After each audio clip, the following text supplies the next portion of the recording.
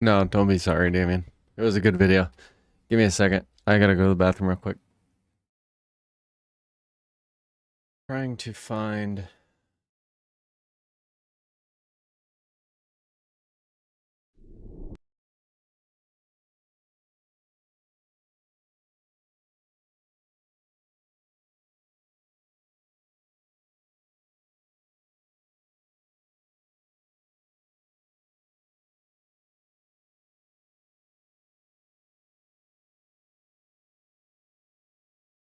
Gather around 30. Damn it. There it is. Alright, give me a second.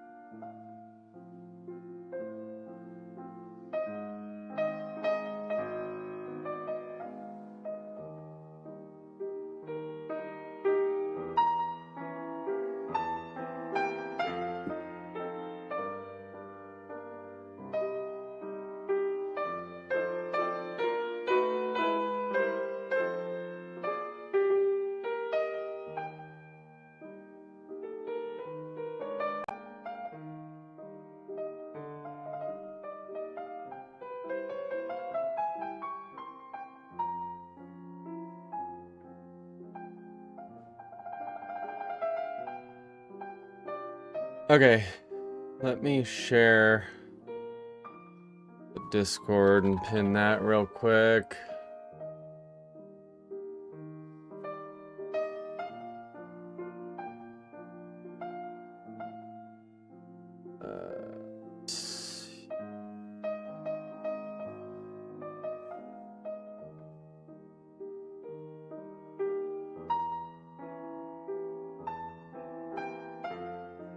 What's up, Aaron?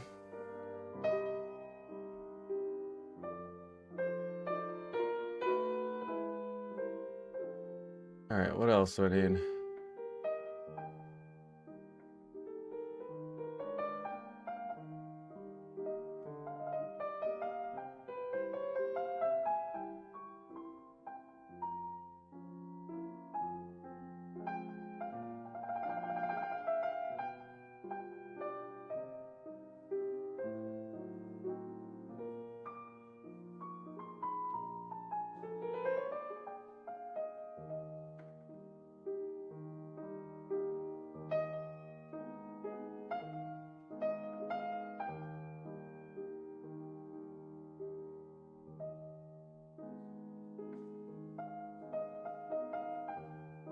I'm good, man. How are you? You're gonna move to South Carolina. Where are you at now? I have never been to South Carolina.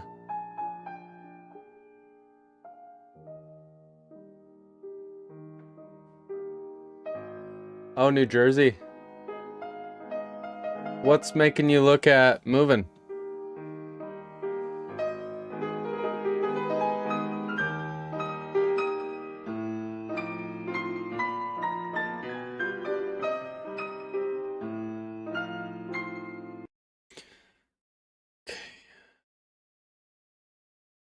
Lewis. Lewis, how are you?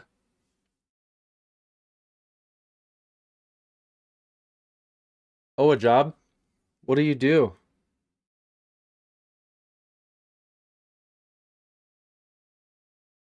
That would be fun. Also, I heard back from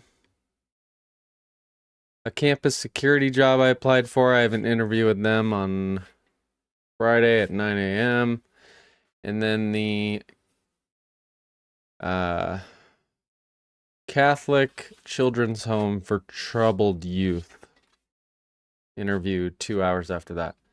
So Friday's going to be a busy day.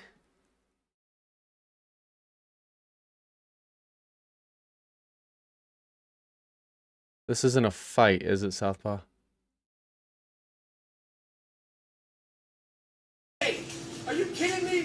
Where you from, nigga? Where you from? Yeah, we gotta be careful. Southpaw.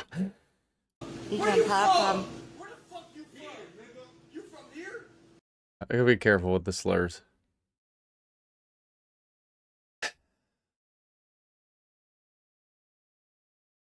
Hands. Hold on, there was one I started last night.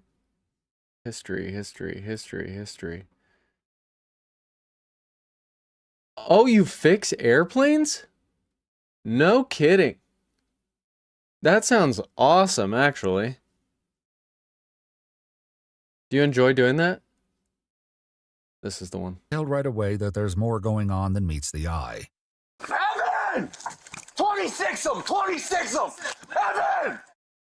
Man, I don't know, man. Pull her the f down. Ladder, right away. Dude, please do not tell me she's dead. Touch her face, dude.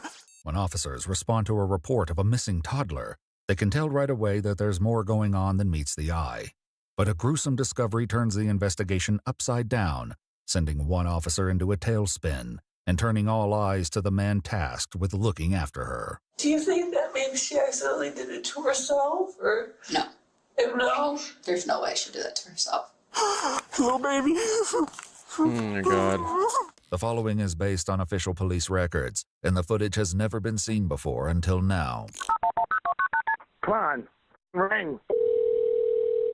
911, where's your emergency? Yeah, I need to report I believe my girlfriend's wife, Jesus, I'm so sorry. My girlfriend's daughter and dog have been taken.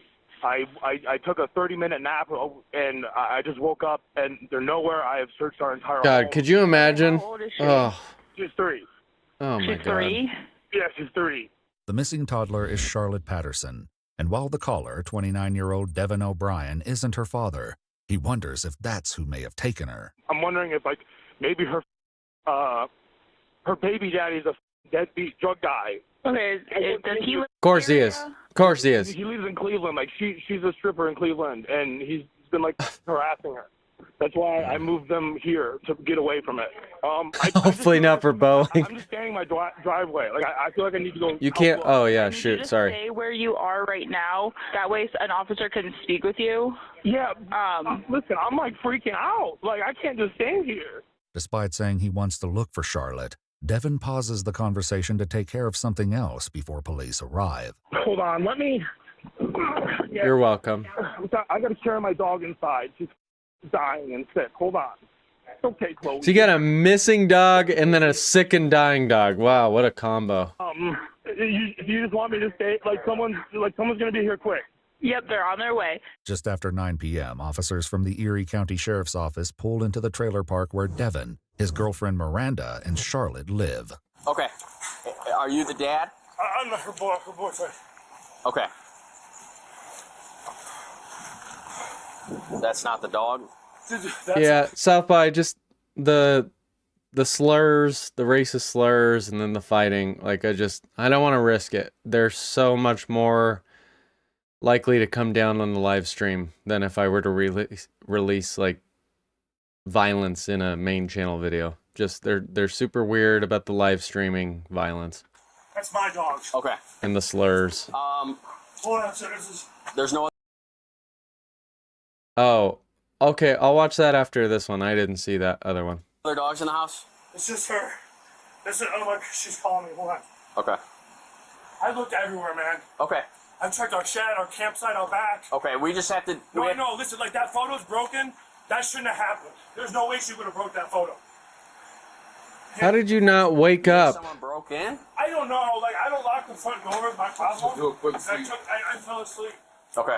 More officers from the Sandusky PD and the Erie County Sheriff's Office soon arrive, And before long, the entire trailer park is teeming with activity.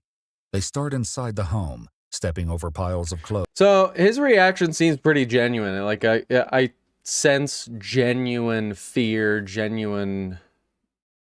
genuine fear from this guy, the 911 caller, the boyfriend.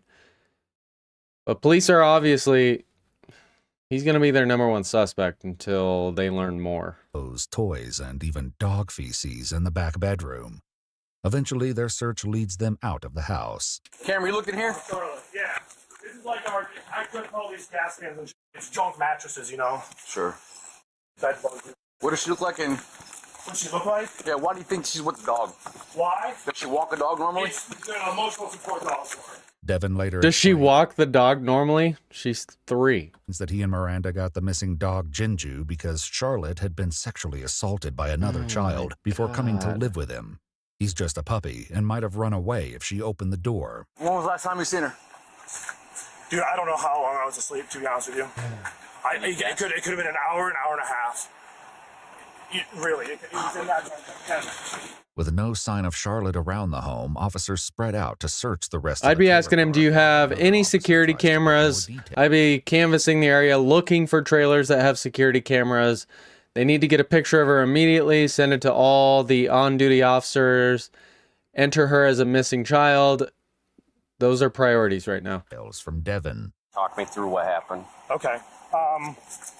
I have unfortunately not really slept the past 3 days. Okay. I'm a bipolar, like manic schizophrenic. Sure. So like the lithium has been f***ing me. Okay. I've only been like taking 40-minute cat naps, Okay. and I finally crashed today. I unloaded half my storage unit in the car. I got home and I was like trying to unload and get in there, and I was like, hey, color, okay, I'm gonna nap, and I just Where did you fall asleep? I fell asleep in the living room. And where was she when? And that's where all the... I remember her being by the table, like she was there, and then I was like, go play in your, you know, if you want to go play in your room or play wherever, Okay. you know, and Does she speak? she's like a full-fledged adult. Okay. Like you'd be like, are you? Like, yeah, I live with my mommy and daddy. Like, Okay. You know, and it's You said you don't lock the front door? I unfortunately don't lock Okay. doors. It's a really bad habit. She's trying to get me to do it. I here locked with the front door, but I didn't lock the sliding. So like, And this is the sliding door you're Yeah. talking about? this is what doesn't make sense. If he fell asleep in the living room and that's where like the broken picture or whatever is, the clear disturbance that happened in the living room, how did he not wake up from that? The front door was dead bolted. Find This another was one? right open. It's slides. Some other evidence, cell phone. Is she able to open that door by herself? Oh yeah, Okay. yeah. So she's able to open the sliding door, but you don't lock it? Slide right over it. Okay. So like she's like a monkey, man. What time did you go to bed? Take a nap. What time? Dude, I honestly have no idea time right now. Was it light out? It was still light, yeah. Okay. It was still light. My brain is so fried. Okay. I don't even pay attention to the time and days anymore. Was it dark when you called? Yeah, it was dark. Devin later explains that the last text he sent was to a friend at 7:52 p.m., after which he must have fallen asleep and someone entered the home to take Charlotte. You know, like I don't think it's her deadbeat baby daddy in Cleveland, because it'd be crazy if he came out here. But Okay. that's just in the back of my mind. But Who's that? I don't know his name. She doesn't talk about him. Can you call him? Call her. Yeah, I can call her. Just get his name. She'll probably be like, yeah, it's not him. He's probably dead in a gutter. Okay. But there's a 0.1% chance. Okay. Hello? Hey, he has to ask you about her father. Her father? Yeah, I he have needs- no idea anything about her father. What, do you know his name? Yeah, it's Ethan. Do you So know she's a stripper? phone number or anything? I haven't talked to him in like over a year and a half, maybe. Do you have a phone number for him? I have no idea. I don't have no idea how to get in touch with him. I've been trying to get in touch with him for months. How did you get in touch with him a year ago? He lives somewhere in Cleveland. I have no idea Okay. exactly where. She probably like went outside to follow Juju and Yeah, exactly. Why is she not freaking the hell out? That's what I'm saying. Like, his reaction seems pretty uppity. Seems pretty on par with how you would suspect a normal person would react to a 3-year-old going missing in your care. According to police records, officers take note of Miranda's lack of worry in her voice, Mhm. especially when they learn she's not immediately rushing home. Are you on your way from Cleveland? And I'm going to pick up my medicine now. Okay, she has to go back to her house to get her car and everything. My friend's house. Yeah. Yeah. Like, girl, your daughter is 3. Your daughter is 3, and you're not freaking the absolute fuck out right now. And your daughter's been sexually assaulted before. Like, That medication is. Officers seem to believe something about the entire situation is suspicious, and that feeling only intensifies when they speak to neighbors, who give a concerning account. You know, we're looking for a missing girl. A missing 3-year-old who was walking a dog. From right down here. He never said it. He come up to us because we took the kids, No, they're missing, from down the street. Yeah. Ginger, which is a Pomsky, for a walk and they haven't seen her. And all he said is they were missing the dog. He didn't say anything about the girl was missing. What did he say to you? He just wanted to know if we knew where the dog's into. oh, no kidding, Damien? Oh, okay. Well, that makes sense then. Which is her Pomsky, because we just got back. How long ago was that? What, about an hour ago? A couple hours ago. In addition to Hold on. A Pomsky is a Pomeranian Husky? How the hell is a massive husky having sex with a little Pomeranian? What in the hell's going on in the animal kingdom? asking his neighbors about the dog, Devin's also insisting that Charlotte isn't anywhere nearby. Listen, I know you guys are doing a job. I don't think she's doing 50 feet. Okay. You know, like, I would have found her and you guys would have found her. Like, I'm just worried she's out. I'm standing at a highway. Hi, January. I understand that. I understand I'm your just concern. communicating. I'm telling you what to do. So. That may be, but there may also be another reason why he doesn't want them to go back in the house. Laura and I were going to start. He goes, hey, before you guys start, I asked about he goes, 48 plus hours? Holy shit. I love her. Where did he stand at? literally right. Listen, I All right, for those, you're quitting Twitter. Yeah, Twitter sucks, honestly. It really does. Kind of a cesspool. For those of you just joining, a 3-year-old has gone missing. This guy is the boyfriend. He fell asleep in the living room when the child was in there. He woke up, said he doesn't lock the doors. The 3-year-old's gone. The dog is gone. The 3-year-old's been sexually assaulted by another child before. The mom is a stripper. Doesn't really know much about the child's father. She's in Cleveland. She's totally relaxed when they talk to her on the phone. She's like not in a rush to get home. That's where we're at. Where's all this blood that's inside? It's not that there is a bunch of blood. There will be, like, if you were to do a DNA thing, I'll show you the bathroom. Like, come, like, it's just. Yeah, like I said in the beginning, his reaction seems pretty genuine. It seems more reasonable than the mother's reaction. She's totally just in her own world. She doesn't seem to give a shit. But yeah, they're going to suspect him right off the bat. He was the one that was with her last. Yeah. But I would be looking for any cameras in the area. I just didn't want someone to come in here And they need to canvass this entire trailer park. You know what I mean? Mm-hmm. I watch a bunch of TV shows. It's also really fucking disgusting that there's dog shit all over this house. And we're just going to take a nap with the 3-year-old walking amongst it. It's, you know, it's just, I cut my wrist here, some blood got up on, you know, it's just some places, like it dries and stuff. I don't clean. It's so sad that there are so many children in situations like this.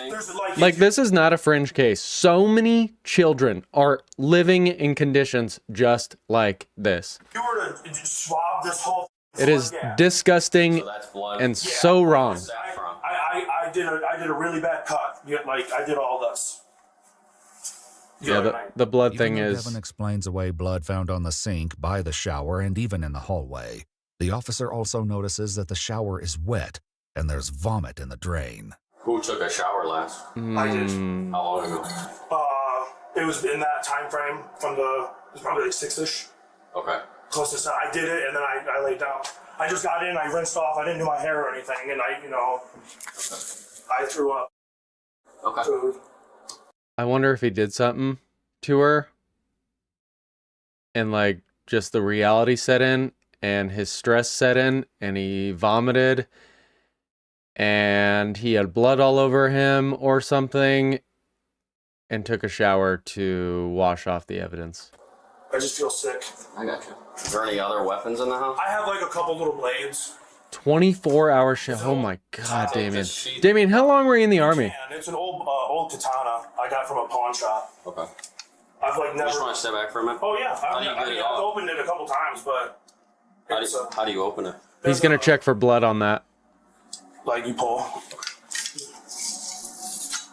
Yeah, they're looking at my knives. There is blood. Like old rusted knives and. Looks like anyway. The guys I got it from was like, this is from World War II, man. Like you can break the handle off. And... Also, he's super. He's like going above and beyond to explain the history of this samurai sword. That's super sketch. Like offering details no one asked for. Weird. You know what I mean? The officer asks for the knife that Devin used the night before, which he has trouble producing. He claims that when Miranda got home and found him, she freaked out. 5 years. So he threw everything into Did you bags enjoy and it? tossed them into the back bedroom. So all this, everything on the bed, me. Okay. And this has a bunch of bloody stuff. Yeah, there's bloody. There's gonna be blood from her as well, probably. Who? Our girlfriend.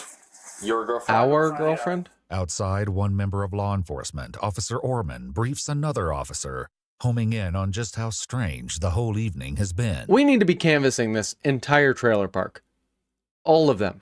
He's not even looking for this kid, man. Like he's. Has he given us consent to search the entirety of the house? Yeah, we already. Me and Cameron already did an initial search of the whole premises. He's just on the phone here talking with somebody casually, not even. He's sweating balls right now. He's inside with Cameron showing him the blood. He just mentioned it. All right. Well, as soon as he's done doing that, we need to get everybody out of the house and lock it down. I figured. How old were you when you joined the Army? Do me a favor and go in there now and get Cameron. Get everybody out of the house. Yeah, so because this is a potential crime scene, we've got the blood, we've got just not adding up. You've got to get everyone out of that house after searching for her in the house, obviously, and treat this as a crime scene. Thank you, Cam. Preservation of evidence is key. My girlfriend is just freaking out that she's on a highway somewhere. That's all I'm saying. I gotta speak out loud to him, okay? No, you're good. I don't want you to get offended. No, okay? go ahead, man. He admits that he cuts himself. Yeah. And he's got bloody. He's obviously mentally unstable. Said he was schizophrenic, bipolar. I have major depression, schizophrenia, and bipolar. I'm medicated. Her, Evan. Yeah. Everybody out. Okay. We're locking it down. Okay. They're taking me. We're not taking you. Oh, sorry. I thought Super sus with that comment. House down. you said they're locking the house. It just doesn't make sense about that picture. It's broken. Yeah, she's not in the house. We think, me and her both think, she opens the door all the time. The dog. But you don't lock it? Why is Isn't she? she? I don't know, man. That's why I called you guys. I'm Oh sorry, my God. I'm not yelling. I understand I'm that, but it's emotional, just- man. Okay, I'm in a early 20s. I am going to forewarn you now. I have a 3-year-old daughter, so this is I'm probably gonna have a similar reaction to my reaction in today's video, just so you guys are aware. It's just. Our. I'll leave it at that. Can you stay out of the house, please? Yeah, All right. He wanted to see it. All right. I would keep eyes on him. You can stay on the phone. Just stay out of the car. No, I get it, but Stay out like, of it's just we everything. got like 13 dudes here. We're gonna have more than that. I know we're gonna have a lot more, but like, I feel like Why would you not want as many officers as possible at this location in this incident? Friday. They are. We have dogs. We have everything. Yeah. And I want to know why. He's you're not. very defensive. They told me I couldn't leave the driveway. Who said that? On the phone, I called 911. You cannot leave the driveway, and I said, "F that. I'm gonna go." Until the police get there. That's what I said. And the one guy, I don't know which one he is. He drove by me. I ran all the way down the mailbox. I said, "What are you doing?" The guy that took my initial access.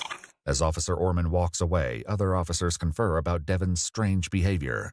They decide to secure him in the back of a police cruiser for the time being. Smart move. You want to have a seat? Uncle or what? I'm the boyfriend. Boyfriend? All right, have a seat. I would also allow him to have his phone. Because if there's backseat video footage and recording devices, I'd want to know what he's saying. I'd let him have his phone because that he might slip up and talk and say something that might give them an indication as to where the 3-year-old is. Can I please get my legs out? Like, I just don't like... I can't let you keep your legs out. Can you leave the door open? I can leave the window open. Oh, my God, man. I hate being like this. Hey, I just don't fit Hey, in when these Devin, when you shower, I'll take a station right? first. Yeah. What clothes were you wearing before? Good question. Good question. What do you? Can you take a guess? Just hold on. This guy's a liar. Baby, can you please just talk to these guys for me? I don't know what I was wearing, man. Like, explain to them what I'm going through. No kidding, Damien? I'm at literally. Oh my God. I left my medicine at her house. I'm about to go grab it. Listen, dear, this is Lieutenant Eastep with the Sandusky Police Department. Can you hear me? Yes, sir. This is a very highly unusual situation right now that a 3-year-old is missing and he's acting the way that he's acting. I believe that my daughter is somewhere out there walking around right now by herself. And you're not worried? Is that common for her? She had walked out of the house one time in the middle of the night before, yes. So, but she had not done it since. Okay. Are you on your way here? I'm picking up my medication. I left it at my friend's house when we were getting ready for work. As officers have been dealing with Devin, Officer Orman has continued looking for Charlotte. Back at the shed on the side of the house, he notices a black tote on the top shelf. Something about it pushes him to reach his hand inside, where he makes a gruesome discovery. Oh my God.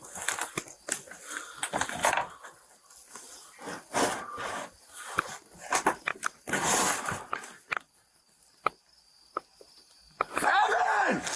26 of them! 26 of them! Oh my God. He's already in the back. Man, come on! Sean, come here. Come here. Come here. She's in the shit. I just felt her face. Oh, God damn fuck. it. Man, I don't know, man. All right, go over there. Go find out. Go over there. She's in the 2200, we need a squad right away. God damn it, man. Officers rush to the shed. However, without knowing exactly where to look, Dude, I'm not gonna lie. This officer might beat this fucker up. they can't immediately find Charlotte. So they radio for Officer Orman to give them directions, which Devin overhears. Sean, you got to give us a direction on where you felt her. He's stressed. I was reaching for Oh yeah, he did it. I was moving that tote, and I felt inside because it was heavy and I felt her face. What? No, bro. Are you... Dude, please do not tell me she's dead. So, what? How the hell... Guys, how else would she get up there on her own? He put her up there. Where was she's okay? Please, someone tell me she's okay. Even with Officer Orman's directions, the other officers still can't find her. So they call him back to the shed. Tote up top. Up top? Yes! She's in the tote. All right. Okay. She's okay. in the tote. Don't leave it. Leave it. Get out. Well, we gotta check. Okay. We gotta check her. Guys, we gotta fucking get that down. I know. We need a ladder right away. Ladder. Yeah, you don't want to risk dropping it and further injuring her. Sean said he put his hand in this tote and he can feel a body. Oh my God, this would be so fucking eerie. Ready? Yep. Oh my yeah, man, I can see God. hair. That's a Barbie.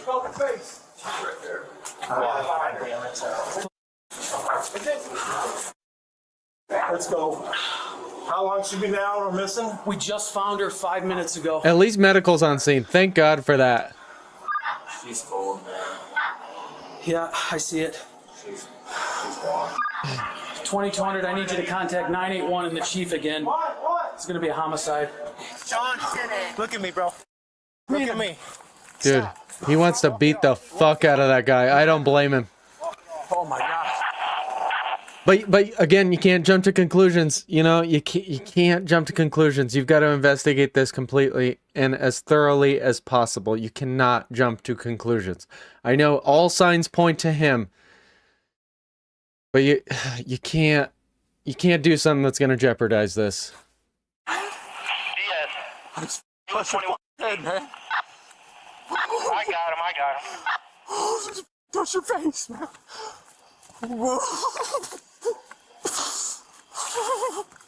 Touch your face, man. Little baby. Wow. Wow. Wow. I'm dealing with shit now. I'm the murderer. Touch your face, dude. Yeah, yeah, obviously, legally, you can't beat the fuck out of him. But I'm telling you, he wants to. He wants to. You gotta just try to not react emotionally like this. Why? Why would someone do that? He's acting right now. Why would someone do that? There's no tears. Why would someone do that, man? You can see tears pretty clearly in night vision. Why? Oh, God, man. Look at baby, man. Meanwhile, paramedics have officially declared 3-year-old Charlotte deceased, and officers believe they may have the man responsible in their car. Ready? Yeah. Put your hands behind your back. It just doesn't make sense. The shower, the blood, all of it. His weird defensiveness, the lack of urgency from the mom, it's all just so strange. Put your hands behind your back. Give me your other hand. Give me your other hand. Got him? They have to detain him in the very least right now. He was the last one with her as far as they know. I would never hurt that girl, dude. I love that. Acknowledge somebody's doing it. I love that kid, man. Hold on. I swear to God, I love that child, man. I want to be your dad, dude. I love that little girl, dude. That was a beautiful child. She did not.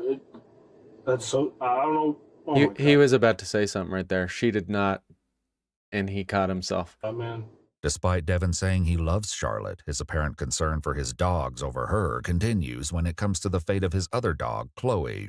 I'm just asking, please be gentle with the dog. She's really ill. That's all I'm saying. I know. What'd you say? I'm just asking if you could try to be gentle with the dog. Yeah. Not saying her...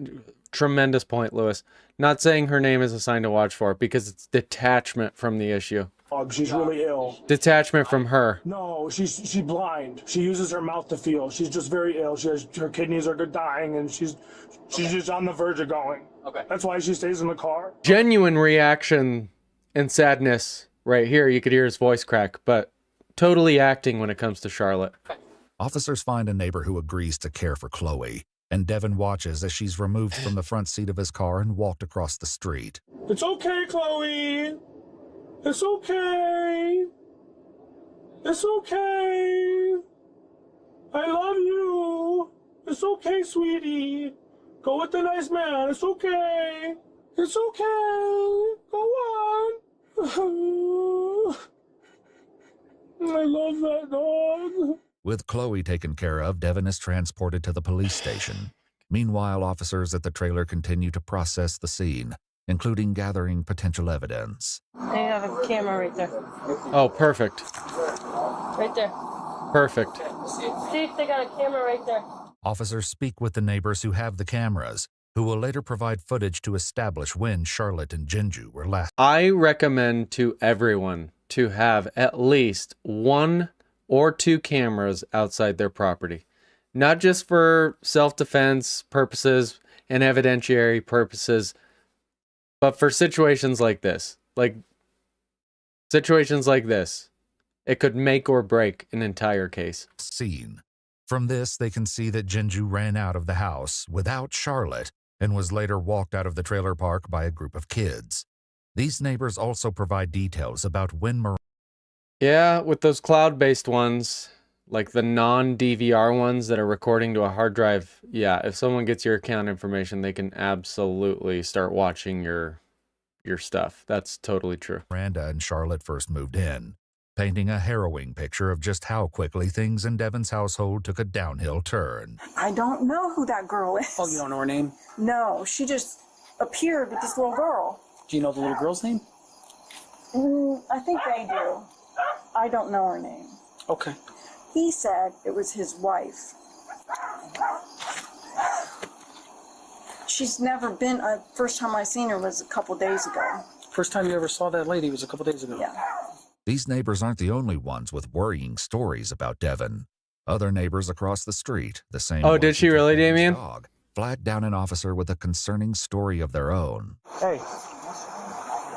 It's also kind of cool to see like wildlife and stuff on the cameras. That's just an added bonus. One of them's a knife. Where at?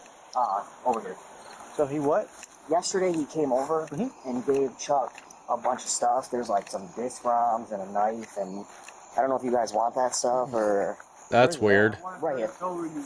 If she's cold to the touch, I would imagine she's been, like, the paramedics, the EMS looked at her and immediately called it. Like, you can tell if someone's been dead a while. Their color flushes, the blood pools at the bottom where gravity sets in. So I'm wondering if there were clear indications she's been there a while. I'm almost thinking she was killed the day before. Away from that for him to grab it. I just want to see what it looks like. So he gave you guys... He gave me that. Yeah, stiffness of the body, rigor mortis. Yeah, and then whatever that's on those things there, too. Here? Yeah. Okay. Okay, I know you're so confused. And he gave it to you? He gave it to me. Weird. What did he say when he gave it to you? He said there's stuff on there that'll blow your mind. Okay. All right. What? I figured that might be something. Yes. Yeah. Both the hard drives and the knife are collected and logged as evidence. Even without knowing the contents of the drives, officers What already the have some fuck? theories, especially after seeing the grisly state of Charlotte's body in the tote. You ever see a lady over there with him too? Yeah, she left at 5:30 a.m. or something. No, it was before 5 o'clock she left. You know her name? No, I don't know her. Did you see her leave? Yeah, he had to move his car back, and she pulled out and took off. Did she look disheveled or look like they were in an argument or everything looked normal? Even if everything looked normal, officers are still convinced of Miranda's involvement. By 10:30 p.m., an hour and a half since Devon's call to 911, she's still not home. So one officer she's calls her sketchy. to see if she's close by. She now said she's still an hour and 2 minutes away. She just got done at her friend's house picking up her medication. She even concerned her the kids missing? She just broke down there at the end. Is she okay? Is she okay? Well, we're still looking for her. He did it or he's involved. Why So they're not going to tell her that she's deceased until they have an interrogation with her. call and report it? Why wouldn't he just pack up and leave? But then why is he packing up like he's leaving? Why is mom not rushing back here if your kid's missing? She knows. I'm telling you, she's involved. Involved or not, it's not too much longer before officers make contact with Miranda and bring her to the police station for an interview. But contrary to their earlier theories, Miranda insists Charlotte had been alive when she left for work just before 5 p.m. I don't buy that. She would not be cold to the touch. Because they got there around 9:30, I think the time was. She would not be already cold 4.5 hours later. Is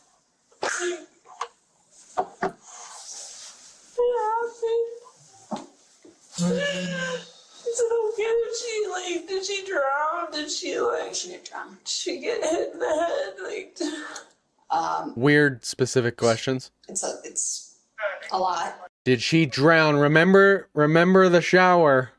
Remember the shower and the bathtub being wet. Very weird of her to ask those two specific questions. She was found in the shed, in a tote, and she was deceased in the tote. She was murdered.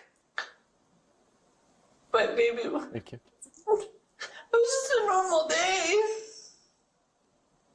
It was just a normal day. Yeah. Listen, Why would you say it was just a normal day after hearing that she just died? That's weird to me. I'm so sorry. There's no words that... So I'll never be able to hold her again.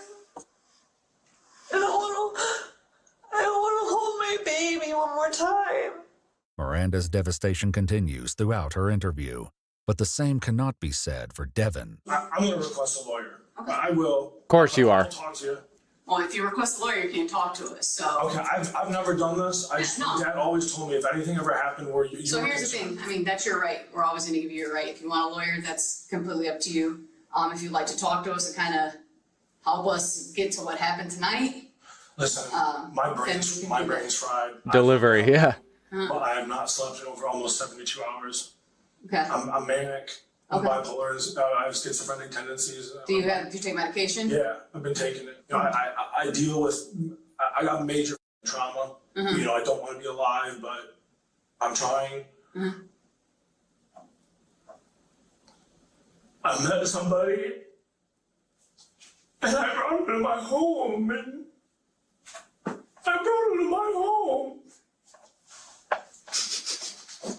What? I can't believe I fell asleep. So obviously, right now, I would love to ask you questions, but obviously, since we're this and you're telling me you want to look, you want to talk. No, I don't talk to you. I just really need water. Okay, no, we're getting you a water, but I need to make sure that you do want to talk to me, or do you want a lawyer? I'll talk. I'll talk. Devin goes on to explain that he and Miranda had met while they were both receiving inpatient treatment at a local psychiatric facility. Oh my God, they and had trauma been dating bonded. for just under 2 weeks. That's it? Miranda had been living with her mom and brother, but when her mom kicked her out, Devin offered for her and Charlotte to stay with him a little over a week before Charlotte's death. How was he? But he loves her? Like, how was he? So nice. Like he was like he called himself like daddy. He would be like, I'm daddy, like mommy and daddy are gonna go do this. Mm-hmm. He took her in like his own. Yeah. How does he normally watch? Go to work? He's watched her one night. Other than that, Look at all that medicine. Time watching her. I don't know that I'd allow her to have the medicine, because what if she hears something she doesn't want to hear, and then she just swallows all that medicine, you know? No, I'm not okay with her having access to that medicine right here. it was 2 days ago that he watched her. So you go to sleep for that. She was in the living room, and then I remember kind of like rolling and looking, and I was like, why don't you go play with that in your bedroom? Because she was playing with this action figure I got her. She had the horse. I got her a horse that she'd run around, and she's like kind of like, listen, just please take Shadowfax to the bedroom. Like, I'm trying to sleep. She's like, I don't wanna, like, and she's screaming. Like, Hi, Hannah. Like, I gotta sleep, honey, please. Like, All right, Hannah, so they just found a 3-year-old dead in a tote. That's what you're walking into. This is the boyfriend and the mom of the child. You'll also see her. you just don't listen to me, like, when mommy's not here. She's like, I want mommy. I'm like, I can't help you. Like, if you don't listen to me, I gotta sleep, dear. And so I just, like, I hit myself. I just was like, I gotta just go to bed. I punched myself, and I just remember going to bed. Punched yourself? I feel like I'm like almost like in a nightmare right now. I bet. Like, I really This guy is weird. This is really hard for me to do, because like my brain is just like feathering. I really need to call my mom. This is the mom. I really need to call her. Okay, so since we're in this interview, I will let you call her, but do you mind putting on speakerphone? That's fine. Okay. She's gonna yell at me. Why would she yell at you? Yeah, so he's a self-confessed cutter. And he said he had cut himself the day before. I shouldn't have left. Yeah, this lady is the child's mother. Well, your daughter is no longer here. She shouldn't be yelling. It's no longer with his mom. She was murdered. Oh. Please tell me no. She was murdered. What? What? See, like, this is a genuine reaction. This is how every reasonable person would react. And mom and boyfriend did not react in that way. So, Hannah, when the boyfriend called the mom and said, hey, she's missing, she, like, wasn't concerned at all. Had no urgency, took like 2 hours to get there, was more worried about her medicine, was totally just like, just didn't give a shit. Please tell me no. This is not true. It's true. She's gone. She's murdered, Mom. Oh, what happened? Where did they go? I don't know. I think so. I don't know. Well, you've never taken a robot. Good nightmare. You should have made me leave. Found her. She's blaming her mom? The police found her. The police found her in a bag in a shed. Yeah, hasn't said her name at all. In a bag in a shed. No kidding, Hannah, right? Maybe she accidentally did it to herself, or No. No. There's no way she'd do that to herself. What? She said that there's no way she did it to herself. Yeah. Yeah, the mom. Well, no fucking shit. She's 3 years old, you dumb. What the? Who said that she could have ever done that? I just didn't know. Yeah. She's involved somehow. I hate to say this. Oh, also the icing on the cake, and I don't mean to career shame, but she's also a stripper. I really hate to say this, but you just. I'm sorry, but this mother failed her child. To hear that right now. She's always like this for me. That's why I went to his house in the first place. Devin continues rambling. This is the talking about everything boyfriend. From how many prescriptions he has to how his dad's death severely impacted his mental health. Among those ramblings, though, is something that investigators note may be significant. A thing that I'm nervous about around people is I sleepwalk and I talk in my sleep. So I have a hard time of like wanting to sleep around people. Because like I don't know what I'll say in my sleep. So you blacked out and did stuff you didn't know you did? It's not that I'm blacked out. It's when I'm asleep. Sometimes when I'm asleep, it's not like I'm getting hammered or I'm doing. All I do is like pot. Eventually, investigators Yeah, no get kidding. tired of No listening kidding, to Danny. Dan's tangents and start hitting him with some more difficult questions. He said to make himself go to sleep, he punched himself in the side of the head. And then she escaped through the unlocked sliding door when he was asleep. Did you take a shower? And when they found her, she was cold to the touch. So she's been there a while. It had to be because I sent those texts at like 7:40 something. Had to be like 7:30, 7:20. So you took a shower before you sent that text? Yeah. Yeah, because your hair is still wet. Yeah. I'm asking. Yeah. I think he washed evidence and blood off of himself. In a recent shower. Yeah. It's drying as I'm watching. Yeah, I'm like, I'm sorry, man. I'm just really tired. Okay. I get it. I'm tired. I'm not going to be giving good answers. He also had a bigger emotional reaction to his sick and dying dog when the cops gave it to the neighbor to take care of. I don't even really know what I'm talking about right now. I mean, you know what we're talking about. Well, right? No, yes, 100%. But like, dude, like I'm on the verge of just passing out on this table in front of you, and I'm not trying to be a or anything, man. But like, No, dude, we're trying to get to the bottom of it. I know. I want to. Yeah. Also, the puppy, the emotional support animal, the reason they got this dog was for the 3-year-old because she was sexually assaulted by another child, apparently. That puppy is still missing as well. Yeah. And I feel that it's me. It's my fault that I fell asleep. Okay. Did you lose your temper with her? Dude, I don't lose my temper with her. Okay, things didn't get out of control. No, dude, no, never. Okay. Never. Dude, that is one of the sweetest kids I've ever met in my life. Dude, I can't do this. I'm too tired. Yeah. He may be too tired to keep going, but Devin continues talking. Of course he does. That is, he's nervous. Until a detective pulls out a DNA swab. I'm going to do a couple things that just... Listen, man, I don't want to do nothing. I don't want to do nothing. You don't want to do nothing? Nothing. Like, just go put me where you got to put me.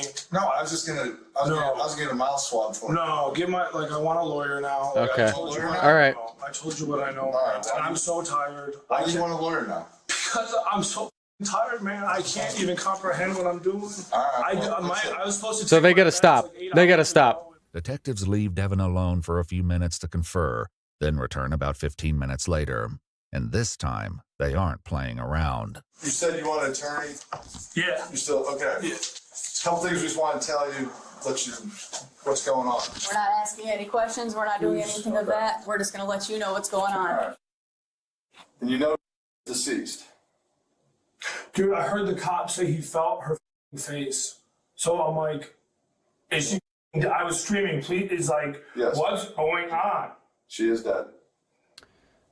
Yeah, I think so, Damien. And I think you knew where Damien, do you think the mom is involved? she was. Because her reaction's been weird. Especially the initial reaction. Got there. I just, like what's that? We're talking to you. Look at him cover his mouth. Oh, man. It is pretty f***ed up, a 3-year-old dead. Body language is saying a lot right here. I get where you're coming. I get it. There's more stuff that showed up at the scene out there. More information has been learned. And the stuff you're telling us isn't jiving, my man. Where was she? You tell us. We're not. I don't know. We're not doing that. That's why I don't know what happened, man. This is all theatrics. Okay. It's like Halloween. Like some Halloween. Yeah, so like the mom was like, is it possible she did that herself? After they told her where she was and like, I'm sure the details. Maybe not the exact details, but I almost think he's gonna...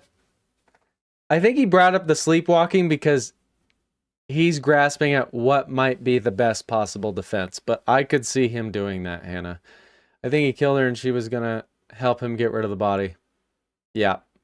The cops are walking a very thin line here. They're very close to inciting answers to questions I don't like. Yeah, they need to be very, very careful. Very careful. Right here. That's what her body looked like too, Halloween. Sure you would know that. I also think by those comments, they're trying to elicit a reaction from him. What's that mean? You knew it was dead. Listen, man. We're gonna get your shirt back. It's just Like, I just can't believe you say that. What? I can, like, you say, like, I know where she... So they can make all the statements they want. And I think they're trying to elicit certain reactions, certain responses from him that will give them more information. Because they cannot be asking questions because he clearly said he wanted a lawyer. But they can make all the statements that they want. I can't believe a 3-year-old's dead. Listen, I found those girls to be happy. Like, we were literally gonna travel, be happy, stream to the world, literally. Ask anyone. I've been all over Sandusky. I've been witness of the Wazoo. I love that kid. I call my mom. Call my mom. As requested, detectives do call Devin's mom, who comes in for an interview along with one of his sisters. He's been hospitalized several times. I'm sure you can see that, but some days thinking he's Jesus Christ, and some days he's not. Openly claiming he has multiple personalities, but we never knew what to believe. To have multiple personalities is the problem. Like this angry guy, he just doesn't like locked rooms, That's it. That's all it is. Why is he shirtless? We tried really hard to help him. A habitual liar forever, for his whole life. Lied about. Even about little stuff. Yeah, I don't know, Lois. I don't know if they said the location. Stories and says things about people. Devin's sister goes on to explain that he's been violent towards her throughout their lives, causing her to live in fear of him. Things reached a boiling point when she says he began to sexually abuse her when he was about 12, and she was just 9 years old. After my dad died, I actually confronted Devin, and I think this also contributed to the set-off. But he was very upset and very angry at me that I remembered and that I confronted him about it. Even though Devin's sister eventually told their parents about the abuse, their mom has a different perspective. I mean, he always had some weird instability as far as mental health, but nothing like this seemed violent. Yeah. I mean, not that I saw. I never saw violence. According to Devin's sister, this isn't true, and she comes in without her mom the next day to set the record straight. Yeah. Separate and provide them. the detective with even more chilling details of Devin's past behavior. She knew to not leave her child, my little sister, alone with Devin. She knew that. She would tell me all the time. And honestly, I wouldn't be surprised if he used his relationship with my little sister as a way to gain Miranda's trust. Devin's relationship with his sister is something Miranda, who is completely cleared of any involvement, mentions in one of her follow-up interviews. It's so weird. He seemed so good with her. He has a 9-year-old sister. I went and met his family. He used to peep on my mom. My mom didn't want to bring any of this up. My parents had to have a talk with him at one point because he would watch my mom and You know, at one point he would openly masturbate in front of What the me at my fuck? grandma's house while she was like cooking lunch in the other room. And he's always had weird sexual behaviors. These weird sexual behaviors didn't stop as Devin got older. They only got stranger. My dad had very graphic images of him and his Also, remember, I just remembered this. The hard drive that he gave the neighbor with the knife and told the neighbor there's some crazy shit on that hard drive.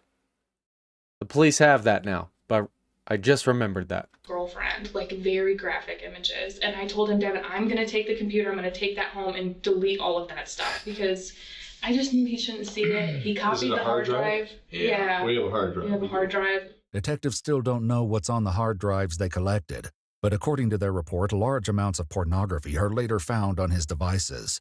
However, none of them contain child sex abuse material. Has there anything happened since that time with other children, small children? Not that I know of, no. But I just have a very, very bad feeling. Yeah. Devin's sister shares that she hadn't known Charlotte was living with Devin, but her mother had seen the two of them the day before Charlotte's murder, and she described his mood in her earlier interview. He was very agitated when he was at my house on Wednesday. I will say On that. Wednesday? Okay. Damien, I think you're right. I think he lost his temper and he killed her. And I wouldn't be surprised if he sexually assaulted her after she was dead or before. May not be the best way to describe it. And my mom even said, okay, oh, she didn't tell you about this. When Devin was over, when they were over there just the day before, Devin was getting very aggressive with her. And she told me he was sitting there, he gets mail to her house. And he was sitting there opening mail and he had a knife. And I know there were tons of knives. And he was sitting there staring at my mom, slicing mail open. And she said that she had like a horrible feeling and she got scared. Timmy! And so she got up and she went to leave the room and he came up and was standing behind her. And she was like, Devin, what are you doing? And she said in her head that she felt like he was going to stab her. And in my head, she let him go home with the baby that night. They fought. He yelled at her about him being molested when he was a child. Has he brought any of that up? As soon as we started talking, that was one of the first items he brought up. My problem, I've wanted to kill myself like forever. Like since a kid. I was molested and tortured and beat by a lot of people. And I could never get rid of it. Sadly, a lot of these child abuse, child sexual assaults are cyclical. They become abusers because they were abused themselves. And it's just a horrible, evil cycle. And this last time when I checked myself in, I'm like, either I'm going to do it or I need to try to get better. And I'm trying to get better. And that's what I was. I'm sticking to my meds. I've been, they got me on lithium. They got me on, Geodon and Paxil and stuff. He was like, how could you let them do that to me, blah, blah, blah. And instantly I was thinking that sounds like projection. Like he knew he was doing something wrong and wanted to take it out on somebody else. Seth Rogen would play this guy in the movie. She was getting really scared of him. And so he was like, I'm just going to go. So he grabbed her and put her in the car and she was crying. And, poor girl. She said he came back and was I'm sorry. I know mom was cleared of any involvement, but she really failed her daughter. I mean, yeah, her after he in the car. Yeah, he came back into the house and my mom thought he left and he was like, I'm never going to. You can't tell. Look how quick he is to bring up his past. You can't tell me that Miranda didn't know all of the shit that he has now told police. You can't tell me that Miranda didn't know any of that. Over here again, you'll never see her again. Said that. With the stories and outright lies piling up, it's only a matter of time before detectives go back to talk to Devin again. But he beats them to it and reaches out to set up an interview. But despite having years on the force, nothing could have prepared them for what they were about to hear. So I had dreams of fighting people, of killing people, of getting killed. Look at his eyes. Watching just terrible, gruesome things. And some of these things are past events in my life that I'm reliving. You know what deja vu? I had deja vu all the time. It's really creepy. He's a psychopath. Eric, it's like these tingles. And he's like, so it's like commands? And I'm like, it's not commands. It's like intuition, like a gut feeling. I remember the night this happened. I remember running the shower and then trying to get a bath for I remember that. Lewis, did you catch that? Couldn't even remember her name for a second. But he claims he loves her so much. But the thing I remember is that in my dream, I was having like this holy war with someone. It was like I was battling someone, and now I have a very strong feeling. I don't fully remember because it was like this dark figure. Now I know this is gonna sound nuts, okay? It's gonna sound nuts, but it's not like I made a deal with the devil. It's like I made a deal with myself. That I have like a devil in me. It's like that, you know, every man has a bad man within him. People think I'm a bad person. I'm not. I just want to try to provide the best world possible for the people I can within it. Everything he's saying is clear contradiction of the prior sentence. Very clearly mentally unstable. Devin explains his strange dream to detectives. But 1 week ago, Miranda was living every parent's nightmare as she sat down to receive the results of Charlotte's preliminary autopsy. I think a lot of us that grew up in the 90s, in the early 2000s, like, I remember all of my friends' landline phone numbers. There's no good way to ever break this to a mother. Nobody wants to ever know of the full Yeah, Lewis, I think you're right. details. They call it a turtle suit at our county jail. Of what happens because it's terrible. I'm not going to sit here and lie to you. It was, like I said, the worst I've had in my career. I am not prepared to hear the details of how she died. I don't think I'm prepared. Died of blunt force trauma, strangulation, and she had a broken rib. He beat the fuck And out she of her. was sexually, it's presumptive for a sexual assault. Yep. Now, I don't know what really happened that night. I don't. All I know Piece of is garbage. that I went to bed, and I felt like I had this holy war in my brain, like I was dreaming this battle, you know, using What were you doing in the battle? What kind of battle were you fighting? Happy hug time. It was like this demon I was fighting. And so within this battle, I was fighting this demon that was attacking. Notice how he didn't say any of this bullshit when they first talked to him. He has never mentioned any of this until now. The home. It was there. It was like this dark figure. You know, I never saw it. Yeah, going hard for that insanity defense. I remember, I was like, I have a blade. I'll use this blade. You know, it was like a stick. It was a long stick. I'm like, this stick, I can beat you with this stick, and you'll never know what's gonna happen. Like, this stick will hurt you so bad you'll never know. Where'd you get the stick from? It was like things were appearing for me. Like I was He's gonna claim he thought Charlotte was whatever demon he was fighting. manifesting these weapons. So like I would pull a blade would appear from the ground, and I pull the blade and I try to fight him, and then What kind of blade did you pull? it was like the sword I have, the katana. The katana I have in the home. Yes, it looked just like the katana. As Devin continues explaining his battle, investigators can't help but realize that it closely mirrors reality. She was also sliced. Oh my god. Severely sliced in her left leg by her knee. And it was not just like a cut, like it was like down to the bone, like it was cut. And the stick that you used in your dream, is that the one that you said you got from your father? Yes. Yeah. So it's this you know, like this blessed weapon. You know, is that a hollow stick? I don't think it was hollow, because I felt like it was solid. Like I could push it through someone, but it could have been hollow. I don't remember entirely in the dream, but I know that I do have a stick that is hollow that I got from my father. I do know I have one. The blunt force trauma was severe. She's tiny. She's tiny. Yeah, she was tiny. She was a little thing. Yeah. I don't have any excuse for somebody like him. I don't either. I don't know what his mental status. I don't care how. Just wish I would have. I wish I was there. Yeah, we do too. And this guy, he keeps getting the better of me. He's huge, you know, and I'm screaming, I know real demons. I can Exactly. you and all Danny, this kind of crazy, exactly. screaming wild, crazy things, and it felt like in there screaming with me, and I'm like, just don't worry, I'll help, I'm a doctor, I know what to do, and all this crazy. Yeah, it's terrible. It's absolutely terrible. There's nothing that Yeah, he tortured her, and then he sexually assaulted her, and then put her in a tote.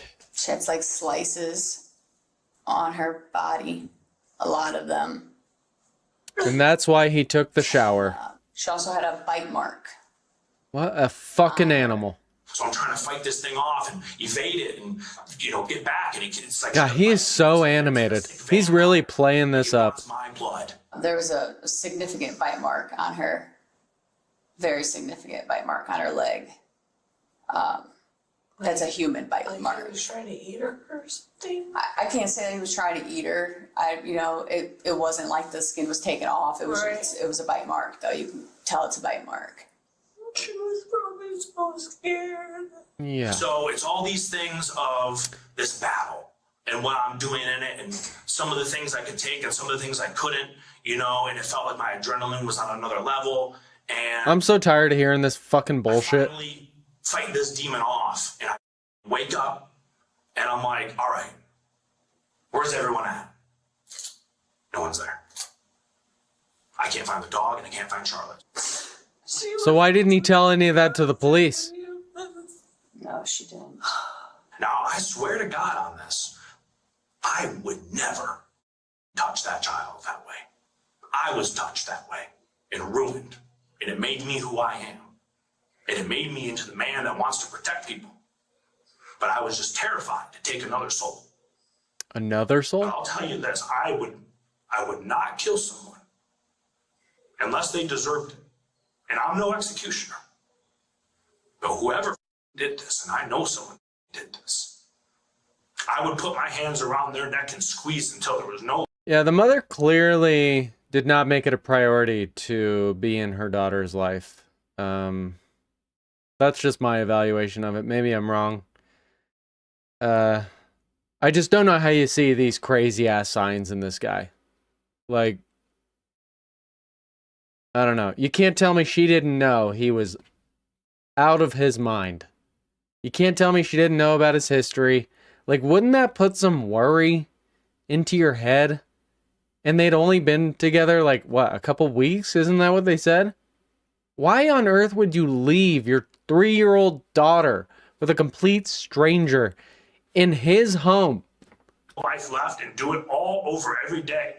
It's a tall tale, one that investigators aren't going to let slide. What Devin doesn't know is that they've obtained security footage from his neighbors, the trailer park, and nearby businesses that contradicts key parts of his account, and they're ready to confront him with it. Now, you said when you were out looking for... Yes. Like, oh, let me go to my stripper job, which is fine. We love our responsible strips. And leave my 3-year-old with a crazy freak I met. Yeah, they literally met in a psych ward. 15 minutes before you called the police. You've been going back and forth with Miranda. You got in your car and drove. Where'd you go? I did not drive. No, I didn't go anywhere. Yes, you did. That day? Yes. Right then? Yes. There's no way. Before Feigning you disbelief. for about 10 minutes. Where'd you go? I drove? You drove. Yeah. I got in my... This is so animated right here. Carried a toad out, put it in the front seat, and you drove. He knows damn well he drove.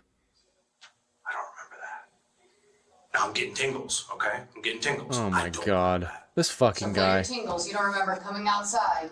Like I said, I remember, because I remember taking totes. Okay. Yeah. You put the There toad we in go. the car. Where'd you go? You remember that part. So I remember putting it. I don't remember driving anywhere. I remember. Interrogation truly is a magnificent art form. It was one of my favorite things to do. I took the Reed interview and interrogation course. It was 2 weeks long. I learned so much about body language, so much about just how people use tone of voice and things to try to persuade people to believe them. It is truly a magnificent art form because you have to walk this very fine line where you don't want to come off too aggressive. You don't want to come off too coy because they'll take advantage of you. You've just got to toe this very fine line to make them feel comfortable enough to the point, but also aggressive enough to where you elicit the truth out of them. Moving, like I wanted. It's like a perfect tango. It's like a perfect, beautiful tango. It's just a tug of war match. It is truly a good interrogator. It is truly an art form. To the other way, like I was like, all right, I'm gonna, because I work, my brain works in weird jigsaw puzzly ways. Okay, well here, I'll help you out a little bit. Okay. Your car's parked out, here's your trailer this way. Yeah. Car's parked out in the street like this. Yep. That's where you put your tote with your high-vis jacket. Yeah, and I see. Okay, hold on, let me keep going. You drive away. You drive up over the grass, across the street, and you go out. When you come back, you pull into your driveway next to your Jeep. So what it probably looks like is I think Trying to justify it. I remember because I didn't go anywhere. I remember I stayed in the park. Is from what I remember. I don't remember going somewhere like to McDonald's or I don't remember doing that, leaving the park. It probably looks like I did a loop around. No, you pulled in and then you I thought he didn't remember driving, and that he didn't drive. continued out. Fucking liar. Just a liar. Continue straight. You were gone for about 10 minutes. When you come back, you're coming back and you pull into your driveway. Right next to the Jeep. Then you call dispatch. So this is when you call 911. Yeah. Okay. You're on the phone with 911. Really? Yes, you're on the I don't remember that. You don't remember calling dispatch? No, I remember calling dispatch, but I don't remember like pulling in like that and doing that. I don't remember it like that. So do you remember that while you were on the phone with dispatch, you grabbed that tote? No. So when you're on the phone with dispatch and you're on the phone and you tell dispatch that you are actually need to lift up your dog. Yeah, where's the Do you puppy? remember that? Maybe. Hold on, let me. Yeah. There's the tote. I got to carry my dog inside. She's dying and sick. Hold on. It's okay, Chloe. It's okay. So you tell dispatch that you have to lift up your dog, but you're actually lifting up the tote. Are you for real? Listen, man. Yes, we are for real. Okay. All right. I'm getting tingles right now. What a clown. Yeah. It's giving me tingles. Like my face is getting all weird. Because you realize you're fucked. As we go forward, do you remember when the officers were in the shed? No. I remember showing them the shed. Mm-hmm. Do you know when they were in there? I don't think he showed him the shed, did he? You don't remember them being reaction? Well, I remember because, listen, I did not do it. Dude, there's no way. You're telling me she was in that tote? Yes. You know she was in the tote. I don't This guy is such a loser. As soon as you heard the officers are almost there, Psychopathic loser. carry her into the house because Chloe's dying. Dude, she is sick. Look, I remember telling you, it felt like someone poured something hot in my ear, man. Okay. Like it felt like I was getting dosed while I was with her. And I'm not saying that she dosed me. I'm not saying that. Who dosed you? I did this. I'll pay the ticket if that's what you're telling me. The ticket? I did not do this. Me. Could you imagine just a citation for homicide? Appear in court a month from now. I did not. But you also tried to clean up the tub. Yeah. You tried to wipe away the blood. There's no way. Yeah, you did. I don't remember that at all. You said you remembered taking a shower, you fucking liar. Splatter of blood everywhere. Like I said. Well, I remember because the night before when I did Oh my god. I sliced up my body bad. And No. Miranda told me I needed to go clean it, and I didn't clean it. I talked to Miranda. Yeah. Yeah, the little bit of blood that was on the sink, not the tub. No, I filled the whole tub. No, you didn't. I did. I swear to God, man. Devin. I had a whole tub full of blood. Okay. Detectives are relentless, pushing Devin to just tell them why. After several more grueling minutes of pressure, he makes a horrifying admission. I was going to tell you earlier, the only thing that used to bother me, Here we go. okay, me, is that she had stuff happen to her. Miranda brought it up, that she messed around with someone at a young age and that sort of thing. So would want to grab me. I want to sleep with you. Will you come sleep with me? And Is he really about to fucking blame her? Oh my god. I'm like, what do you mean? She goes, I want I'm like, no, don't do that. Don't do that. You know, she would want to go to the bathroom with the door open. I'm like, you gotta shut the door. I'm not saying that's what happened. No, I'm Keep in mind, he actually fucking sexually assaulted her. Remember that. Remember that. He actually fucking sexually assaulted her, and now he's about to victim blame. asking you though, this night that this happened, did she try to come on to you that day? Did she want you? Or did she... The reason they're asking that, they're trying to get the truth. They're giving him an opportunity in hopes that he will admit to everything. That's what I know of. All I remember was I came home and she was getting ready to leave. I know that she came and hugged me. And that's what I remember doing there. I remember that. I don't remember doing what you're saying. I do not remember it. Without Devin's cooperation, detectives end the interview, leaving him with a final thought before walking out the door. Hope you dream of our night, Glenn. I would say Initially, the same Devin thing. O'Brien is charged with 4 counts. Also, yeah, Lewis, that is absolutely an anti-checkout device around his body. That is the turtle soup. Of aggravated murder, with felony murder, victim under age 13, and sexual motivation specifications, 2 counts of rape, and 1 count each of attempted rape, kidnapping, felonious assault, strangulation. Oh, I think he'll get fucked up in prison, Hannah. Corpse. However, he takes a plea deal and pleads guilty to 1 count of aggravated murder with a sexual motivation specification. He's sentenced to life. At least he's in there for life. Oh my god, what an actual fucking monster. Oh my god. I love Ewu. We're gonna think somebody... Oh, Southpaw. Let's see.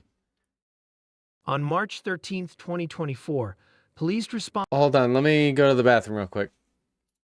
Give me a second. I'm drinking a lot of water.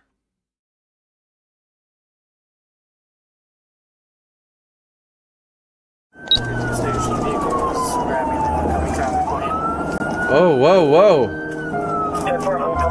Oh, shit. She is taking that corner fast. Come on, Trevor. You gotta try harder than that, Trevor. They're in the bottom here. We gotta get this open. It's important to remember that officers are human too. They're not robots. They get emotional as well. Hello, friends. Squink here, former cop, future disgruntled weatherman, here to use my law enforcement background to break down another body camera footage video, and to answer the question that everyone has while watching those, and that question is, what the hell are the cops doing? I've been roaming around, always looking down. Today's video comes from Midwest Safety. 13-year-old girl leads police on deadly chase. Never seen it, reacting in real time, walking in blindly. Here we go. In Grand Rapids, Minnesota, dispatch received a 911 call from a 13-year-old girl who advised she was unsure how or why she got to her location and didn't know who she was with. Deputies quickly discovered the girl was recently placed at the residence under foster care and cleared the scene. However, roughly 5 hours later at 12:40 in the morning, a foster parent called to report the same 13-year-old girl ran away from the residence. Itasca County Sheriff's Office deputies arrived 15 minutes later, where they searched for the missing girl for over 30 minutes before one deputy observed a vehicle less than half a mile away, driving with just their daytime running lights. Suspecting them to be an unrelated drunk driver, they initiated a traffic stop. Damn, girl.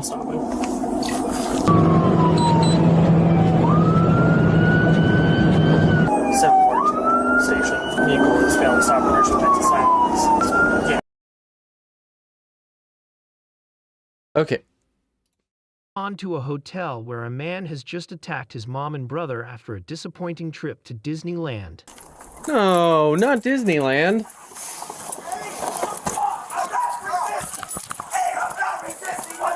Jesus. I am not resisting! I am not resisting!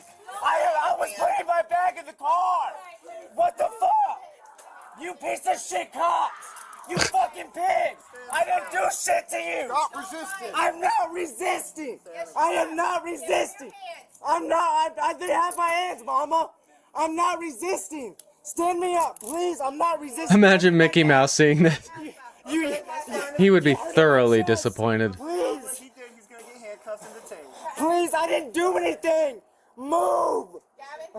Mama, please help. Just another adult male screaming for mama. I just wanted you hurting my neck. Failing to take accountability for whatever the hell he did. Ow. Come on. He's the victim, right? Bro, ow, you're hurting my arm. Just let me go. You're hurting my arm. You're hurting my bitch. I don't have anything, bro.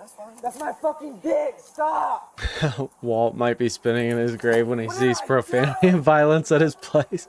Ow, my fucking collarbone, dude. I can sit here myself. Then sit up. Let me sit up. This is why you're in handcuffs, because you don't listen. Step up. Hey, you're a fucking piece of shit, cop. What the fuck is your badge number, dude? Well, I'm calm. What is your badge number? I need my anxiety medication.